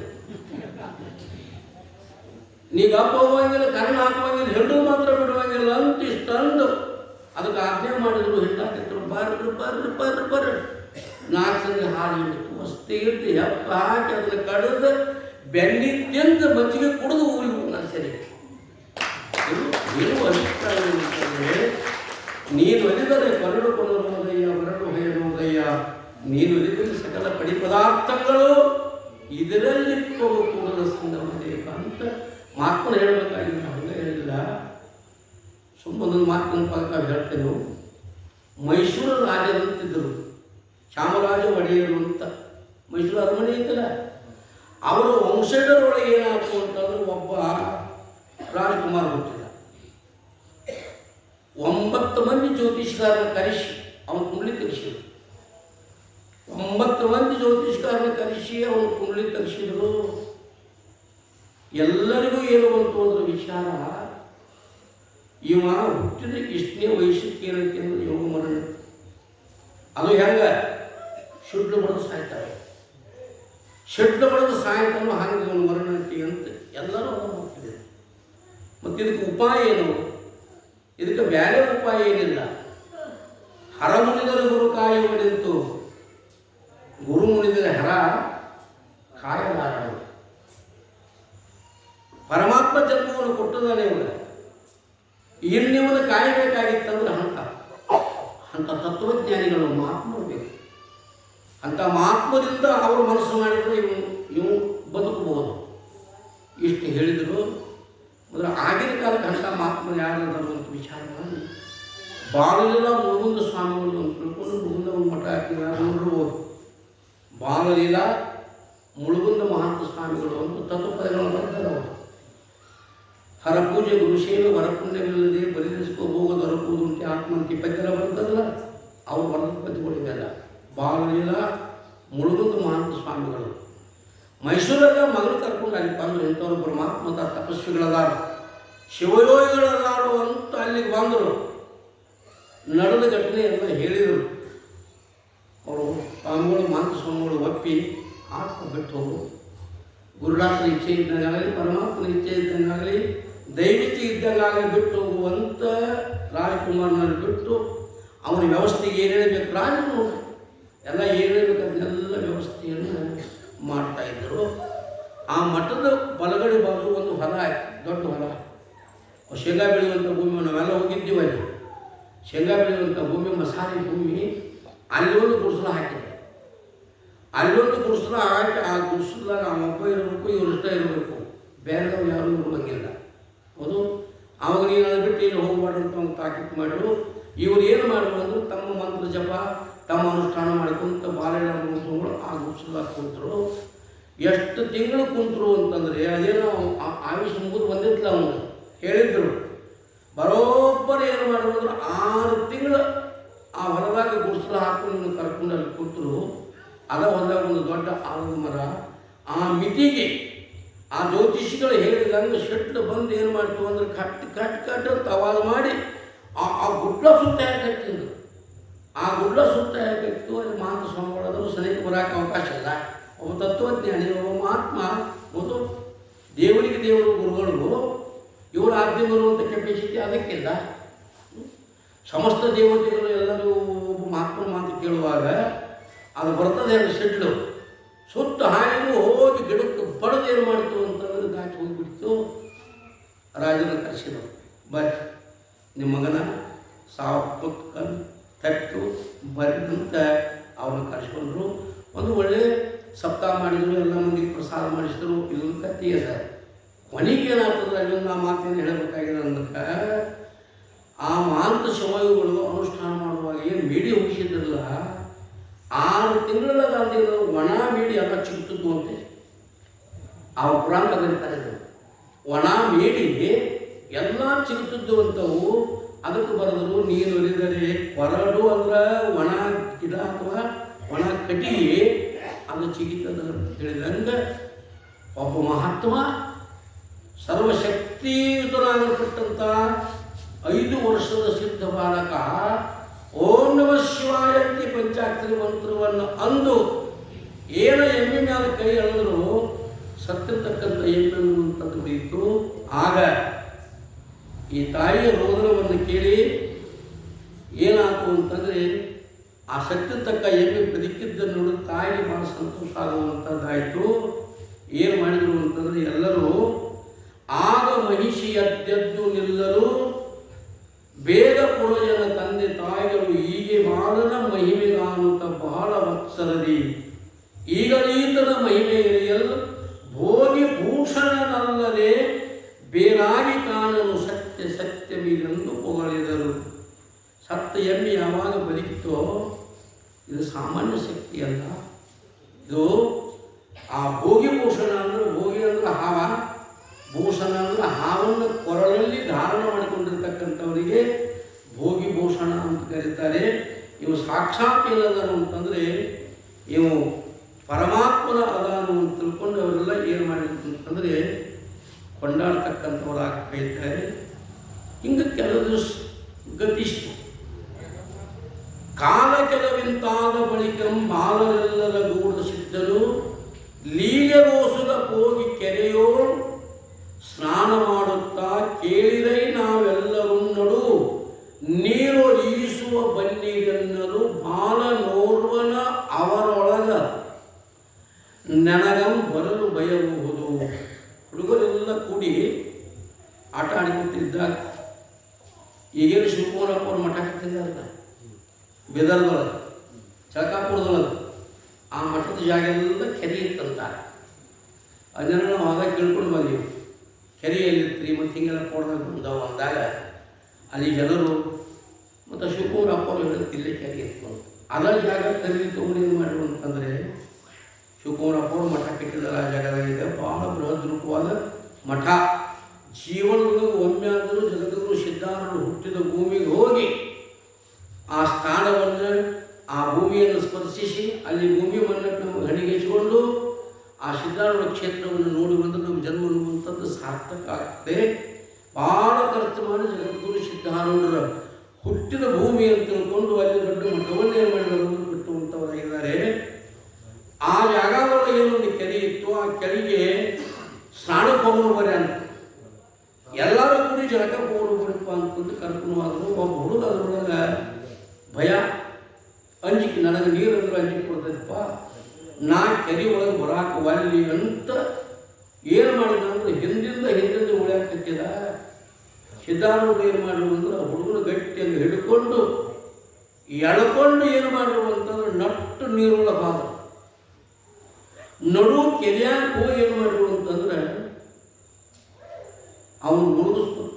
ತಮ್ಮ ಶಕ್ತಿಯಿಂದ ಏನು ಮಾಡಿರು ಅಂದ್ರೆ ಅವನು ಮುಳುಗಿಸುವಂಥವ್ರಾದರು. ಮುಳುಗಿಸಿ ಎದ್ದು ನಿಂತರು. ಹುಡುಗರೆಲ್ಲ ಅಷ್ಟು ನೋಡಿದ್ರು ಈಟು ನೋಡಿದ್ರು, ಈಗ ಹೇಳ್ತಾನೆ ಆಗ ಹೇಳ್ತಾನಂತೇಳಿ ಯಾರು ಹೇಳಲಿಲ್ಲ. ಅವನ ಹೆಸರೇನು ಅಂದ್ರೆ ದೇವದತ್ತ. ಮ್ಯಾಲಕ್ಕೆ ಹೇಳೋದಿಲ್ಲ. ಹುಡುಗರು ಓಡಿ ಹಾಕಿದ್ದು ಅವ್ರು ಹೋಗಿ ಹೇಳಿದ್ರು. ದೇವದತ್ತನ ತಾಯಿ ಹೇಳಿದೆವು. ಏನು ಹೇಳಿದೆವು ಅಂತಂದರೆ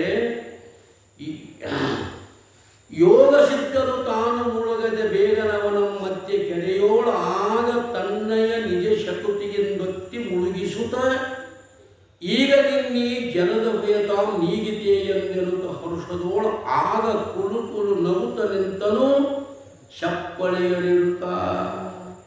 ಈಗ ಹೋಗ್ತಂದ್ರೆ ಭಯ. ಈಗೇನು ನೀರಾಗ ಮುಳುಗಿಸಿ ನಿಂತು ಕುರುಕುರು ನೋಡ್ಕೊಂತ ನಿಂತ. ಇದನ್ನೆಲ್ಲ ನೋಡಿದ ಹುಡುಗರು ಏನನ್ನು ಸನ್ನೂತನ ಕೃತಿಗಂಡು ಬಾಲಕರೆಂದು ಕಂಪಿಸಿದ್ದನೆ. ಇವನನ್ನು ಏನು ಮಾಡಿದೆ ಅಂದ್ರೆ ಪ್ರಾಣದಿಂದ ನೀ ಕೊಂದಿ ಅಂತ ತಿಳ್ಕೊಂಡು ಏನು ಮಾಡಿದ್ರು ಅಂದ್ರೆ ಓಡಿ ಹೋಗಿ ಆ ದೇವದತ್ತನ ತಾಯಿ ಸುದ್ದಿ ಹೇಳಿದ್ರು. ಅಲ್ಲೇ ಕೇಳ್ತೀವಿ, ತಾಯಿ ಮಗ ನಿನ್ನ ಮಗನ ಸಿದ್ಧಾಂತ ನೀರಾಗ ಮುಳುಗಿಸಿ ಶಿವಾಯ ಹುಡುಗಿ ಎದ್ದು ಬಂದಿಲ್ಲ ಅಲ್ಲೇ ಕೆಲಸ ಆಗುತ್ತೆ ಸುದ್ದಿ ಕೇಳಿದ್ರೆ ಆ ಕಾಡಿಂದ ಏನು ಮಾಡಿದ್ರು ಅಂತಂದರೆ ಆ ದೇವದತ್ತನ ತಾಯಿ ಗೊತ್ತೈತೆ ಹೆಣ್ಮಕ್ಳು ಸಣ್ಣ ಹೆಣ್ಮಕ್ಳು ಹೊಡೆದು ಏನು ಹುಳಿಮೆ ಪಾಣಿವಿ ಎಲ್ಲ ಕೂಡ ಬಂದು ಆ ಕಡೆಯಿಂದ ರಂಬಾಟ್ ಹಿಡಿಸ್ಕೊಂಡು ಏನು ಮಾಡಿದ್ರು ಅಂತಂದರೆ ಬಂದು ಹಣೆಯದೆ ಬಾಯಿಗಳ ಕೈ ಬಿಂದ ತಾಂಬಡಿ ಬೀಳ್ಕೊಳ್ಳುತ್ತಾ ಏನು ಮಾಡಿ ಅಳ್ಕೊಂತ ಈ ಗದ್ದಕ್ಕೆ ಏನು ಮಾಡಿ ಬಂದರು. ಪುರಜನರೆಲ್ಲರೂ ಏನು ಮಾಡಿದ್ರು ಅಂದ್ರೆ ಬರ್ತಕ್ಕಂಥವ್ರಾದ ಈ ತಾಯಿ ಅಳ್ಕೊಂತ ಓಡಿ ಬಂದು ಹುಡುಗರೆಲ್ಲ ಏನು ಓಡಿ ಬಂದು ಇದನ್ನು ನೋಡಿರ್ತಕ್ಕಂಥ ಜನರೆಲ್ಲ ಏನೋ ಅಳ್ಕೊಂತ ಅವರು ಬರ್ತಕ್ಕಂಥವರಾದರು. ಆಕೇನಂದು ಅವ್ರ ತಾಯಿ ಅಂತಾಳೆ, ಕರುಣವಿಲ್ಲದೆ ಮಾಡಬಹುದೇ ಕಟುಕತನದಿಂದ. ಸಿದ್ಧಾರ್ಥ ಅಂತಾಳೆ, ಹೇ ಸಿದ್ಧ, ಅಲ್ಪ ನಿನ್ನ ಗೆಳೆಯನು ನಿನ್ನ ಮಿತ್ರ ಅವನ್ನ ಕರುಣಾ ಇಲ್ಲದೆ ಏನು ಮಾಡಿದೆ ಅಂತಂದರೆ ನೀ ಕಟುಕತನದಿಂದ ಅವನು ಮುಳುಗಿಸಿಕೊಳ್ಳಬಹುದೇನೋ. ಬೀತ ಶಕ್ತಿ ಬಂದರೆ ಹೆಣ್ಮಕ್ಳು ಬ್ಯಾಗ್ ಇಂಥ ಬೇಗಳು ಬರ್ತಾವ ಅಂತ ಹೇಳಾಕ್ಬೋದು. ಅವು ಯಾವ ಡಿಕ್ಷನರಿ ಒಳಗದಾವು ಬೇಳುಗಳು ಏನು ಎಂಟು ನಾವು ಶಾಲೆ ಕಲ್ತ್ಬೇಕಾದ್ರೆ ಯಾವ ಶಾಲೆಗೆ ಅಂಥ ಬೇಳುಗಳು ಬಂದಿಲ್ಲ. ಅಂಥಂಥ ಬೇಳುಗಳು ಅವ್ರ ಮಾಯ. ಬೇಗ ಕಲಿಬೇಕಂದ್ರೆ ಒಂದಿತ್ತು ಅವ್ರ ಕಡೆನೇ ಅಭ್ಯಾಸ ಮಾಡೋದು, ನಾವು ಅವ್ರ ಕಡೆನೇ ಅಭ್ಯಾಸ ಮಾಡೋದು. ಅಂಥ ಬೇಗ ನಮ್ಗೆ ಯಾರಿಗೂ ಬೇಯಕ್ಕೆ ಕೊಡೋದಿಲ್ಲ ಅಂತಾಳೆ. ಹುರಿಯಲವ ನಿನ್ನ ವಂಶ ತಗೋ ನಿನ್ನ ಏನಾಗಲಿ ಅಂದರೆ ಅವ್ರು ಬೇರೆ ಗೊತ್ತೈತೆ, ನಿನ್ನ ಹೆಚ್ಚಿ ಅಡಗಲಿ, ನಿನ್ನ ಮಾರೆ ಮಣ್ಣಾಗ ಅಡಗಲಿ, ನಿನ್ನ ಹೆಚ್ಚಾಗ ಊಟ ಬಡಿಲಿ, ಇವೆಲ್ಲ ಹೆಣ್ಮಕ್ಳು ಬೇರೆ. ಹೌದು ಇರಲಿ. ಏನಂತ ಅಂದ್ರೆ ಹುರಿಯಲವ್ವ ಇವನ ವಂಶವು ದುರಿಗಿ ಇವನಮ್ಮ ನುಂಗಲಿ ಎನ್ನಯ ಮರುಗು ಹಕ್ಕಿ ಒಡಲು ಬೆಚ್ಚಲಿ ಎಂದು ರೋಧಿಸಲು. ನಿನ್ನ ವಂಶ ಹುರಿದಪ್ಪ, ನನ್ನ ಮಗಳು ಬಂದಿರ, ನನ್ನ ವಂಶಜರು ಬಂದಿರ, ನಿನ್ನ ವಂಶ ಹುರಿಲಿ. ಮತ್ತೇನಾಗಲಿ ನಿನ್ನೇನಾಗಲಿ ಅಂದ್ರೆ ದುರಿಗೆ ಬಂದು ನುಂಗಲಿ. ಆ ಹಿಂದಕ್ಕೆ ದುರ್ಗೋಡ್ ಬೇರೆ ಬರ್ತಿದ್ದು ಬಂತಂದ್ರೆ ಊರಿಗೆ ಖಾಲಿ. ಹೌದು, ಅಂಥ ದುರಿಗೆ ಬಂದೇನಾಗಲಿ ಅಂದ್ರೆ ನಿನ್ನ ನುಂಗಲಿ. ನನ್ನ ಮರುಕ ಹತ್ತಿ ಏನಾಗಲಿ ಅಂದ್ರೆ ನಿನ್ನ ಒಡಲ ಬಿಚ್ಕೋ. ಹೀಗೆಲ್ಲ ಅಂದು ಆ ರೋದನವನ್ನು ಆ ಸಂಕಟವನ್ನು ಒಂದು ಸಿದ್ಧರಲ್ಲಿ ಮೊದಲಿಂದ ಏನೊಂದು ಒಂದು ಗುಣ ಇತ್ತು ಅಂತಂದರೆ ಮತ್ತು ಪರ್ಯಾಯ ಗ್ರಂಥಗಳಲ್ಲಿ ಬರೀತಾರೆ. ಸಿದ್ಧ ಬಾಲಕ ಒಂದು ಗಿಡದಾಗ ಕುಂತಿದ್ದಂತೆ. ಒಂದು ಗಿಡದಾಗ ಕುಂತಲ್ಲಿ ಆಟ ಹುಡುಗರು ಯಾವ ಬಂದು ಅಂದ್ರೆ ಒಂದು ಕಲ್ಲಿಗೆ ಅವ್ರು ಮುಗಿತಿದ್ದರು. ಒಂದು ಕಲ್ಲಿಗೆ ಅವನು ಮುಗಿದ ತಕ್ಷಣದಲ್ಲಿ ಮತ್ತು ಕಲ್ಲು ಬಿಡಿಸಿ ಅವ್ರಿಗೆ ಪೆಟ್ಟು ಹತ್ತದಲ್ಲ. ಪೆಟ್ಟು ಹತ್ತಿದ ತಕ್ಷಣ ಏನು ಮಾಡೋರು ಅಂದ್ರೆ ಅವರು ಅಳಾವು, ದುಃಖ ಪಡಾವು. ಅಳುವುದನ್ನು ನೋಡಿ ಏನು ಮಾಡ್ತಿದ್ರು, ಮತ್ತೊಂದು ಕಲ್ಲಿಗೆ ಅವರು ಒಂದೇ ಕಲ್ಲಿಗೆ ಹೊತ್ತಿದ್ರು. ಎರಡನೇ ಕಲ್ಲಿಗೆ ಆ ಕಲ್ಲು ಬಂದು ಮುಟ್ಟಿತು ಅಂತಂದ್ರೆ ಅವ್ರಿಗೆ ಎಲ್ಲಿರೋದು ಆನಂದ, ಅಷ್ಟು ಆನಂದ ಆಗೋದಂತ. ಇದು ಚಿಕ್ಕ ವಯಸ್ಸಿನೊಳಗಿಂದ ಅವ್ರಿಗೆ ಬಂದಿದೆ. ಇದರ ಲಕ್ಷ್ಯವಾಗಿ ಏನು ಅಂತಂದರೆ ಮೊದಲನೇ ಕಲ್ಲು ಯಾವುದು ಅಂದ್ರೆ ಸಂಸಾರ ಅನ್ನುವಂಥ ಕಲ್ಲ. ಸಂಸಾರ ಅನ್ನುವಂಥ ಪೆಟ್ಟು ಹತ್ತು ಅಂತಂದರೆ ಸಂಸಾರ ಪಟ್ಟತ್ತಿ ಅಳುವಂಥ ಜೀವಿಗಳಿಗೆ ಅವರ ಪರಮಾರ್ಥ ಅಂತಕ್ಕಂಥ ಕಲ್ಲು ಮುಗಿದು ಸದ್ಬೋಧೆಯನ್ನು ಮಾಡಿ ಅವರಿಗೆ ಆನಂದವನ್ನು ಕೊಡುತ್ತಿದ್ದರು ಅಂತ ಈ ಗ್ರಂಥಾಗಿಲ್ಲ, ಬೇರೆ ಬೇರೆ ಗ್ರಂಥಗಳು ಮತ್ತೊಂದೆಲ್ಲ ಬರ್ಕೊಂಡು ಬಂದಿದ್ದಾರೆ. ಅಂತೂ ದುಃಖದಲ್ಲಿ ಬಿದ್ದಾರೋ ಅಂದ್ರೆ ಅವರ ದುಃಖವನ್ನು ನೋಡಿ ಅವ್ರು ಏನು ಮಾಡ್ಕೊಳ್ತಿರಕ್ಕಿಲ್ಲ ಅಂದ್ರೆ ಸಹಿಸಿಕೊಳ್ತಿರಕ್ಕಿಲ್ಲ, ಅವ್ರಿಗೆ ಸಂತೋಷವನ್ನು ಉಂಟು ಮಾಡ್ತಿದ್ರು. ಸಿದ್ಧಾರೂಢರು ಅಮ್ಮ ನಿನ್ನಯ ಪುತ್ರ ಸತ್ತನೆ ಸುಮ್ಮನೆ ಹೇತಕ್ಕೆ ಶೋಕ ಮಾಡುವಿ, ತಮ್ಮ ಕಾಂತಾರಕ ಮೆಲಿಪ್ಪತಡಾಗ ತೀರ್ಥದೋಳು ಬೊಮ್ಮದಾನಂದವ ಹರಿಯಲು ಸುಮ್ಮನಿಪ್ಪವನನ್ನು ಕರೆಯಲು ಗಮ್ಮನೈವನೈ ತರುತ ಶೋಕವದೇಕೆ ಮಾಡುವುದು. ಮಾ ನಿನ್ನ ಮಗ ಸತ್ವಿದನ ತಿಳ್ಕೊಳ್ಳದೆ ಯಾಕೆ ಅಳಕತ್ತೀನಿ? ಅಳಬೇಕಾದ್ರೆ ಒಂದು ಕಾರಣ ಬೇಕು, ನಗಬೇಕಾದ್ರೆ ಒಂದು ಕಾರಣ ಬೇಕು. ಹೌದು, ಕಾರಣದಿಂದ ನಗುದು ಅಳುವುದು ಅವು ಸರಿಯಾಗೋದಿಲ್ಲ. ಇದು ಸತ್ತನ ತಿಳ್ಕೊಳ್ಳಾಕತ್ತಿದೆಯೇನ? ಅವನು ಸತ್ತದ ನಿನಗೆ ಗೊತ್ತೈತೇನ? ಅವನು ಸತ್ತನಂತ ಯಾವ ಗ್ಯಾರಂಟಿ ಮೇಲೆ ಹೇಳಾಕತ್ತಿದಿ? ಇಲ್ಲ ಚರ್ಚೆ ಇರ್ತೈತೆ. ಅದು ಸುಮ್ಮನೆ ಯಾಕೆ ಹೇಳ್ತೀವ? ಹೇಳ್ತಾನೆ, ನೀ ಯಾಕೆ ಸುಮ್ಮನೆ ಹೇಳ್ತೀವ? ಅವನು ಸತ್ತು ಹೋಗಿದ ನಾನು ತಿಳ್ಕೊಂಡಿದ್ದೀನ? ಅವನು ಸತ್ತಿಲ್ಲ, ಅವನು ಜೀವಂತ ಏನದನು ಅಂತಂದರೆ ಭಾಳ ಆನಂದದೊಳಗೆ, ಆನಂದದ ಉದರಿಯೊಳಗೆ ಏನಾಗಿದನು ಅಂತಂದರೆ ಮುಳುಗಿಲ್ಲ. ನಾವು ನಿನಗೆ ಮಗನ ಬೇಕಾಗಿತ್ತು ಅಂತ ಹೆಸರುಕೊಂಡು ಕರಿ. ಅವನು ಹೆಸರುಗೊಂಡು ಕರದಿ ಅಂತಂದರೆ ಅವನು ಬರ್ತಾನೋ ಯಾಕೆ ಸುಮ್ಮನೆ ಬರುತ್ತೆ ಅಂತ ತಿಳ್ಕೊಂಡು ಶುದ್ಧ ಬಾಲಕ್ಕೆ ಹೇಳಿದಾಗ ಆಕೆ ಏನು ಮಾಡಲಿ ಅಂತಂದರೆ, ಅವನು ತನ್ನ ಮಗನ ಏನು ಮಾಡಲಿ ಅಂತಂದರೆ ಹೆಸರುಗೊಂಡು ದೇವದತ್ತ ಏನಾಗಬೇಕು ಅಂತಂದರೆ, ಎನದು ತಾಯಿಯು ದೇವದತ್ತನೆ ಎನ್ನುತ್ತ ಕೂಗಲ್ ಪೊರಟು ಕೆರೆಯು ಅನಿತರು ತಾ ಬಂದು ತಾಯಿ ಕರೆದು ದೇಕೆನರು ತನಯ ನಮ್ಮಿಗೆ ಮುದ್ದಿಸುತ್ತಂ ಘನದ ತೋಳುಗಳಿಂದ ಲಪ್ಪುತ ವನಜಮುಖಿಯ ಕಂದನಂ ಕುರಿತಿಂತು ನುಡಿಯುಗಳು. ಯಾವಾಗ ದೇವದತ್ತ ನೀ ಬಾ ಅಂತೇಳಿ ಕೂಗಿದ್ಲೋ ಏನು ಮಾಡಿದ ಅಂತಂದರೆ, ಆ ಮತ್ತೆ ಕೆರೆ ಒಳಗೆ ಏನು ಮಾಡಿದ ಅಂತಂದರೆ ಎದ್ದು ಓಡಿ ಏನು ಮಾಡಿದ ಅಂತಂದರೆ ಹೊರಗೆ ಬರ್ತಕ್ಕಂಥವನಾಗ್ತದೆ. ಆಗ ಮಗು ದೇವದತ್ತ ನೀ ಏನು ಮಾಡಿದೆ ಅಂತಂದರೆ ನದಿ ಒಳಗೆ ಕೆರೆ ಒಳಗೆ ಹುಡುಗಿ ಸತ್ತು ಹೋದ ಅಂತ ತಿಳ್ಕೊಂಡಿದ್ದೀಪ್ಪ ಅಂತ ಮಗನನ್ನು ಕಟ್ಕೊಂಡು, ಒಂದು ವೇಳೆ ನೀ ಬರೆದಿದ್ರೆ ನಾನು ಏನು ಮಾಡ್ತಿದ್ನಿ ಅಂತಂದ್ರೆ ಈ ಕೆರೆಯಾಗ ಬಿದ್ದ ನಾನು ಸಾಯ್ತಿದ್ನಿ ಅಂತ. ಸುಮ್ಮ ಬಾಯಿ ಮಾತಷ್ಟ ಅನ್ನೋದು ಯಾರು ಸ್ವಾಮಿಗಳು ಮಠ ಬಂದು ತಪ್ಪದ ಮಠಕ್ಕೆ ಬರೋ ವಯಸ್ಸಿನ ಹುಡುಗ ಮದುವೆ ಆಗ್ತಾವ. ಮದುವೆ ಆತು ಹೇಳಿ ಬಂದ್ರ ಮನೆ ಬಿಡಿಸೋರವ್ರ ಮನೆ ಹಿಡಿಸೋರವ್ರ ಎರಡು ಕೆಲಸ ಇದೆ.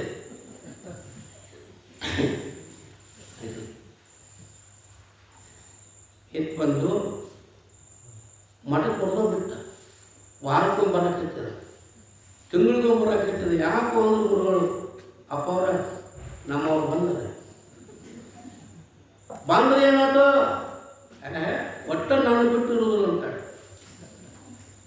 ನೀ ಎಲ್ಲರ ವಾದ್ಯಂದ್ರೆ ನಾವು ಉಣ್ಣೋದಿಲ್ಲ, ನಾವು ಸಾಯ್ತೀನಿ ಅಂತಾಳೆ. ಅದಕ್ಕೆ ಬರೋಕ್ಕಾಗಲ್ಲ. ಇದು ಮತ್ತು ಕರೆಯೋಣ ಗುರುಗಳು. ನಾನು ಅದನ್ನು ಶಾರ್ಟ್ಕಟ್ ಮಾಡೋಕ್ಕೆ ಸಮಯ ಐತಿ. ಇದ ಮಾತು ಕರೆ ಏನಂದ್ರೆ ಗುರುಗಳು, ಹೌದ್ರಿ ಇದ ಮಾತು ಕರೆ ಅಂತ ಅಂದರೆ ನಾವು ಒಂದು ವರ್ಷ ಕೊಡ್ತೀವಿ. ಅದನ್ನು ಕುಡಿದೇನು ಮಾಡುವಂತಂದ್ರೆ ಮನೆ ಒಳಗೆ ಹೋಗಿ ಲಟಪಟ ಒದ್ದಾಡ್ಬರಂಗೆ ಮಾಡಿ ನಡುಮಣ್ಣ ಕಾಂಬಕ್ಕೆ ಕಾಲು ಅಟ್ಟಿ ಹಾಕ್ಕೊಂಡು ಸತ್ತವ್ರಂಗೆ ಕಣ್ಣು ಮಾಡಿ ಕೇಳು. ಯಾರ್ಯಾರು ಎಷ್ಟು ಪ್ರೀತಿ ಅದ ನೋಡ್ಕೊಂಡು ನಿನ್ನ ಮ್ಯಾಗ ನೋಡೋರು ಆಗದೆ ಅಂತ ತಿಳ್ಕೊಂಡು ಅವ್ರು ಹೇಳಿದ ಒಂದು ಔಷಧ ಕೊಟ್ಟರು. ಅದೇನಾಯ್ತು ಅಂತಂದ್ರೆ ಎಲ್ಲ ಮಪ್ಪಾಗಿಬಿಡ್ತು. ಕಣ್ಣು ನಾಟಕ ಮಾಡಿ ನಟಪಟ್ಟು ಒದ್ದಾಡಿದವನ್ನ ಅವ್ರು ಹೇಳಿದಂಗೆ ನಡುಮಣ್ಯಾಗ ಇದು ಕಡೆ ಪಡೆದ ಮನೆಗಳು ಆ ಕಾಂಬಕ್ಕೆ ಏನು ಮಾಡಿದ ಕಾಲು ಅಟ್ಟಿ ಹಾಕ್ಕೊಂಡು ಇದ್ದ. ಮನೆಯವರೆಲ್ಲ ಆ ಕಡೆ ಈ ಕಡೆ ಆ ಹೊಲಕ್ಕೆ ಈ ಹೊಲಕ್ಕೆ ಅದಕ್ಕೆ ಇದಕ್ಕೆ ಎಲ್ಲರೂ ಹೋಗಿದ್ರು. ఏంటి ಅವತ್ತ ಪುರಿ ತಿನ್ನಬೇಕು ಅಂತ ಪುರಿ ಮಾಡಕತ್ತಿಲ್ಲ. ಕೀರಾ ಪುರಿ ಮಾಡಿ ತಿನ್ನಬೇಕು ಅಂತೆಲ್ಲ ರೆಡಿ ಮಾಡಿದಳು. ಇವಾಗ ನಟಪಟ ಒದ್ದಾಡಿ ಸತ್ತ ಇದೆ. ಬಂದು ನೋಡ್ತಳು, ನಟಪಟ ನಾಟ ಮಾಡಿಕೊಂಡು ಬಿದ್ದಲ್ಲ. ಕೈ ಹೆಚ್ಚಿ ನೋಡಿದ್ರು, ಹನಿ ಹೇಳಿದ್ರು, ನೋಡಿದ್ರು, ಹೋಗಿ ಆಸನ ಹೋಗೈತಿ. ಇನ್ನು ಸಪ್ಪಳ ಮಾಡ್ತೀನಿ ಅಂದ್ರೆ ಇದು ಹೊತ್ತು ಮುತ್ತ ಕಸ ಮಣ್ಣಾಗೋದ್ರಿ. ಸಪ್ಪಳ ಮಾಡಿ ಅಂದ್ರೆ ಪುರಿ ಕೀರ ಅಲ್ಲೇ ಉಳಿತಾವ. ಅಂದಾಗಿನ ಬಿಟ್ಟಾಗಿನ ಹೋಗಿ ಪಟ ಪುರಿ ಕೀರ ಸಾಕ ಹೋಗಂಗ ತಿಂದು ಆ ಕಾಡಿನಿಂದ ಬಂದು ಹೋಳಿ ಮಾಡಿ ಊಟ ಮಂದಿ ಕೊಡ್ತು. ಹೊಲ ಇದಾವ, ಅಪ್ಪ ಬಂದರು, ಅಣ್ಣಮ್ಮರು ಬಂದರು, ಎಲ್ಲರೂ ಬಂದರು. ಇದೆಲ್ಲ ಗದ್ಲ ಕೇಳಿ ಏನಾಗ್ಬೋದು. ಗುರುಗಳು ಬಂದರು, ಏನಾಗಿತ್ತು ನೋಡ್ರಿ ನಿಮ್ಮ ಶಿಷ್ಯ ಆಗುತ್ತಂತಾನು, ಹಿಂಗಾಗಿತ್ತೆ ಪರಿಸ್ಥಿತಿ, ಏನಾರು ಮಾಡಲಿಪ್ಪ, ಹಂಗೆ ಮಾಡಲಿಪ್ಪ, ಹಿಂಗೆ ಮಾಡಲಿಪ್ಪ ಅಂತ ಕಾಲಿಗೆ ಬಿದ್ದರು. ನೋಡುವ ನಾವು ಆ ಔಷಧ ಯಾರು ಕುಡಿತೀರಿ ಅವರು ಸಾಯ್ತೀರಿ, ಇವು ಬದುಕ್ತಾರೆ. ಇವು ಬದುಕಬೇಕು ಅಂದ್ರೆ ನೀವು ಯಾರು ಅವರು ಸಾಯ್ಬೇಕಾಗ್ತದೆ. ಯಾರು ಕುಡಿತೀರಿ ಕೂಡ್ರಿ ಅಂತ ಔಷಧ ಹಾಕಿ ಲೋಟ ಅವ್ರ ಕೈ ಕೊಟ್ಟ ಒಬ್ಬರ ಮುಂದೆ ಬಂದರೆ ಮುದುಕಿ ಹೇಳಿದ್ರು, ವ್ಯವಹಾರದಂತ ವಯಸ್ಸಾಗೈತಿ, ಮಕ್ಕಳ ಹಾಡತ್ತಿ ಮರಿ ಹಾಡತ್ತಿ ಯಾಕಂದ್ರು ಸಣ್ಣ ಮಗಳು ಹಡ್ಯಾನ ಕೊಡಕ್ಕಂದವು ಹಡ್ಯಾನ ಮಾಡ್ತಾವೆ. ಈಗ ಇಬ್ಬರು ಹೆಣ್ಮಕ್ಳು ಹಡ್ಯಾನ ಮಾಡಕ್ಕೆ ಕಲಿಸಿದ್ರು, ಸಣ್ಣ ಮಗಳು ಬೇಕಾದವರು ತುಂಬ ಸ್ವಂತೆಗಳು ಹಿಂದಿನ ಬರ್ತಾಳು ಅಟ್ಲ ಹಡ್ಯಾನ ಮಾಡೋರು ನನ್ನ ಮಗನ ನಾಯಿ ಸಾಯಿ ಮರ್ಕೋದಿ ಕೆಳಕತ್ತಿದ್ದೆ, ಅದೇ ಮರ್ಕೋದಿ ಕೆಳಕತ್ತಿದ್ದೆಲ್ಲ.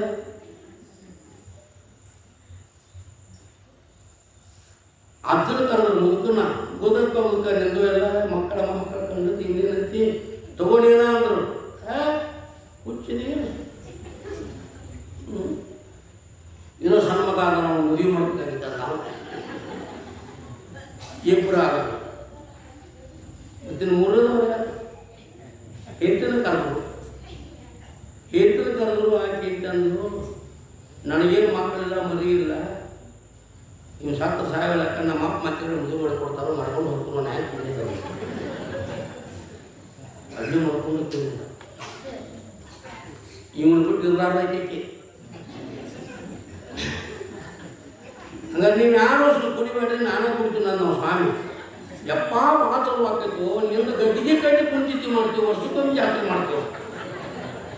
ಮಾಡಿರ್ಬೇಕಾದ್ರೆ ಗಡ್ಡಿ ಒಟ್ಟು ಕುಡಿತೀನಂತ ಕುಡ್ದ ಅವೇನು ಸಾಯಲಿಲ್ಲ. ಚಪ್ಪಡಿಸಿದ ಅವ್ನು ಎದ್ದ, ನೋಡಪ್ಪ ಇದು ಬೇಕಾದ್ರೆ ಇದ್ರಾಗ ಬೇಕು, ನಾ ಬೇಕಾದ್ರೆ ನನ್ನೊಳಗೆ ಬೇಕು, ಬೇಕಾದ್ರೆ ಬೇಕು ಸಾಕಾರ ಶರೀರ ಮಾತಿಗಲ್ಲ. ಹೇಳುವ ಅಭಿಪ್ರಾಯ ಏನು ಅಂತಂದ್ರೆ, ಹಾರು ಸಂಗಡ ಬಾಬು ಯಾರು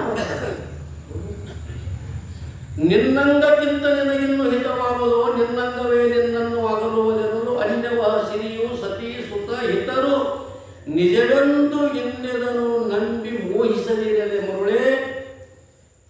ಸತ್ಪುರುಷ ಸಿರಿಯು ಸತಿ ಸುತ ಹಿತರು ನಿಜವೆಂದು ನೆರೆ ನಂಬಿ ಬರಿದೆ ಮೈಮಿರಿದು ಕೆಡಬೇಕು ಅಂತ ಮಹಾತ್ಮರು ಬರ್ಕೊಂಡು ಬಂದಾಗ, ನೀ ಅಕಸ್ಮಾತ್ ಬದುಕಿ ಬರೆದಿದ್ರೆ ನಾನು ಏನು ಮಾಡ್ತಿದ್ನಿ ಅಂದ್ರೆ ನಿನ್ನ ಕೂಡ ಇಲ್ಲೇ ಜಿಗುದು ಸಾಯ್ತು ಅಂತಾಳೆ. ಆತು ಏನಾಗಲಿ ಅಂತೂ ಮಗ ಬದುಕಿದಾರವ ಕರ್ಕೊಂಡು ಹೋಗ್ರಿ ಅಂತ ಕಳಿಸ್ಕೊಡ್ತಕ್ಕಂಥವ್ರಾಗ್ತಾರೆ. ಹೇಳುವ ಅಭಿಪ್ರಾಯ ಏನು ಅಂತಂದರೆ, ಆನಂತರ ಏನಾದ್ರು ಅಂತಂದ್ರೆ ಇವು ಹೆಂಗೆ ಬದುಕಿದ ಅಂತ ಎಲ್ಲರಿಗೂ ಆಶ್ಚರ್ಯ ಆಗ್ತದ. ಒಳ್ಳೆಯ ಒಂದು 10 ನಿಮಿಷ ಒಂದು 20 ನಿಮಿಷ ನೀರಾಗಿದ್ದರೆ ಮನುಷ್ಯ ಸತ್ತು ಹೋಗಿಬಿಡ್ತಾರಪ್ಪ. ಈ ಬರೋಬ್ಬರ ಏನಾಯ್ತು ನೀರಾಗ ಮುಳುಗಿ ಏನಾಯ್ತು ಅಂದ್ರೆ 5-6 ಗಂಟೆಗೆ 3-4 ತಾಸು ಆಗಿ ಹೋಗೈತಿ. ಹೆಂಗೆ ಬದುಕಿಲ್ಲ ಅಂತ ಕೇಳಿದಾಗ ಚಿತ್ರ ಹೇಳ್ತಾರೆ ಏನು ಅಂತಂದ್ರೆ, ಈತನ ಸ್ಥಿತಿ ಅರಿಯೇ ಪ್ರಾಣ ಅಂತಕ್ಕಂಥದ್ದು ಒಂದು ನಮ್ಮೊಳಗೆ ನಿಮ್ಮೊಳಗೆ. ಇನ್ನೊಂದು ಆಶ್ಚರ್ಯ ಇರುತ್ತೆ ನಿಮಗೆ, ನಮ್ಮೊಳಗೆ ಏನೇನಾಗುತ್ತೆ ಅನ್ನೋದು ನಮಗೆ ಗೊತ್ತಿಲ್ಲ. ಮನೆಯೊಳಗೆ ಏನೈತೆ ಅದು ಗೊತ್ತೈತಿ, ನಮ್ಮ ಹೊಲದಾಗ ಏನೈತೆ ಅನ್ನೋದು ಅದು ಗೊತ್ತೈತಿ, ಕೆನಾಳ ಅಂಗಡಿಯಾಗ ಏನೇನೈತೆ ಅದು ಗೊತ್ತೈತಿ, ಅದು ನಮಗೆಲ್ಲ ಗೊತ್ತೈತಿ. ನಮ್ಮ ದೇಹದೊಳಗನ ಏನೇನೈತಿ ಅನ್ನೋದು ನಮಗೆ ಗೊತ್ತಿಲ್ಲ. ನಿಜಗುಂಡು ಬರೀತಾರೆ, ತನುವಿನ ನುಡಿದು ಇಂದ್ರಜಾಲದ ಆಟಗಳುಂಟೆ, ಈ ದೇಹದ ವಿಚಾರವನ್ನು ನೋಡಿದ್ರೆ ನಿಜಗುಂಡು ಬರೀತಾರೆ. ತನುವಿದೇನು ಎಂದೊಳೊಂದಿತೇತಕ್ಕೆ ನಾನಾರು ಜನ ಮರಣಕ್ಕಾರು ನೆನ್ನಿ ಶರೀರಗಳು ನೆನೆಯುವ ಆಲಿಸುವ ಸೋಂಕುವ ಉಣುವ ವಾಸಿಸುವ ತನವಾರದು ಈ ನುಡಿಗಳು ಜನಿಪವೆಲ್ಲಿಂದ ಸಾಹಿತ್ಯ ಕೊಡ್ತಾರೆ. ಒಬ್ಬರಿಗೆ ಈ ನಮ್ಮ ದೇಹದೊಳಗೆ ಒಂದು 5 ಪ್ರಾಣವಾಯುಗಳಿದಾವೆ. ಅಪಾನ, ವ್ಯಾನ, ಉದಾನ, ಸಮಾನ, ವ್ಯಾನ ಅಂತಕ್ಕಂಥ ಈ 5 ಪ್ರಾಣಗಳಿರ್ತಾವು. ಅವನ ಪ್ರಾಣವಾಯು ಏನಾಗಿತ್ತು ಅಂತಂದರೆ, ಅದು ಪೂರಿತತೆ ಇರತಕ್ಕಂಥ ನಾಡಿ ಅದ.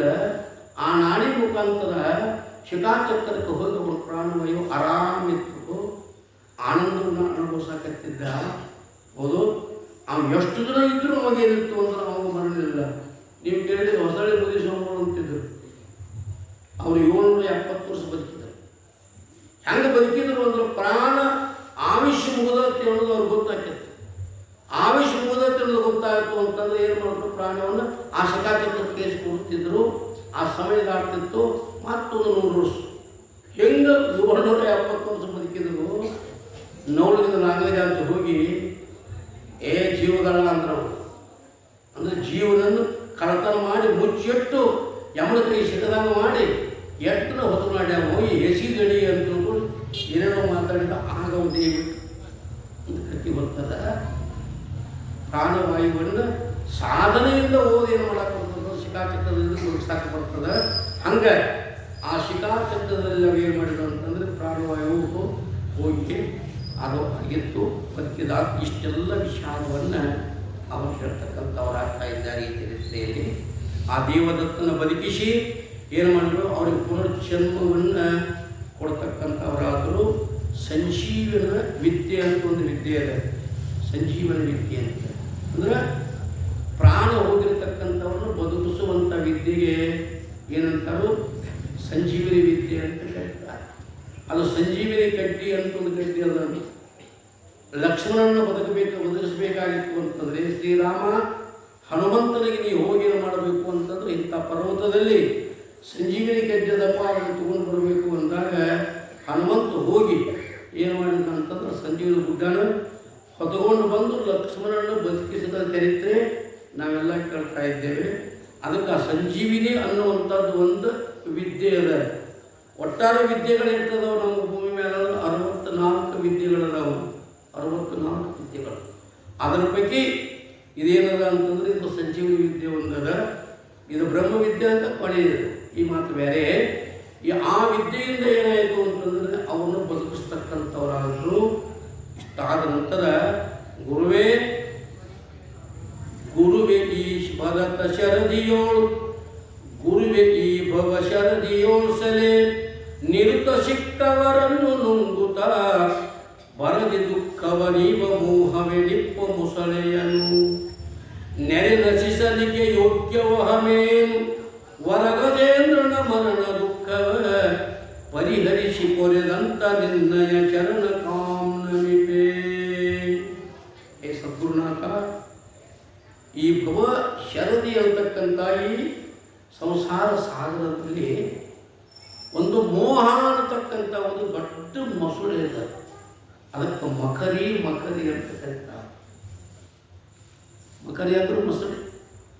ಆ ಮೋಹ ಅನ್ನುವಂಥ ಮಸಳೆ ಏನು ಮಾಡಿತ್ತು ಅಂತಂದ್ರೆ ಸಿಕ್ಕವರನ್ನ ಏನು ಮಾಡಿತ್ತು ಅಂತಂದ್ರೆ ಕಚ್ಚಿತನ ಬಾಯೊಳಗೆ ಹಿಡ್ಕೊಂಡು ಅವರನ್ನು ತಿಂದು ಮುಳುಗಿಸಿ ಹಾಕಿಬಿಡ್ತದೆ. ಈ ಬಹುಚಕ್ರದೊಳಗೆ ಅವರನ್ನ ಮುಗಿಸಾಕ್ತದೆ. ಅದನ್ನು ನೀ ಏನು ಮಾಡು ಅಂತಂದರೆ ಆ ಮೊಸಳೆ ಗಜೇಂದ್ರನ ಕಾಲ ಹಿಡಿದು ಜಗ್ಗುವಂಥ ಸಮಯದಲ್ಲಿ ಏನು ಮಾಡಿದೆ ಅಂದರೆ ನೀ ಚಕ್ರವನ್ನು ಬಿಟ್ಟು ಶ್ರೀಚಕ್ರವನ್ನು ಬಿಟ್ಟ ಕರಿಯು ಮೊಕರಿಗೆ ಸಿಕ್ಕು ಮೊರೆ ಹಿಡಿಯುತ್ತಿರುವಾಗ ಆದಿಮೂಲವೆಂಬ ನಾಮ ಬೇಕಾಯಿತು.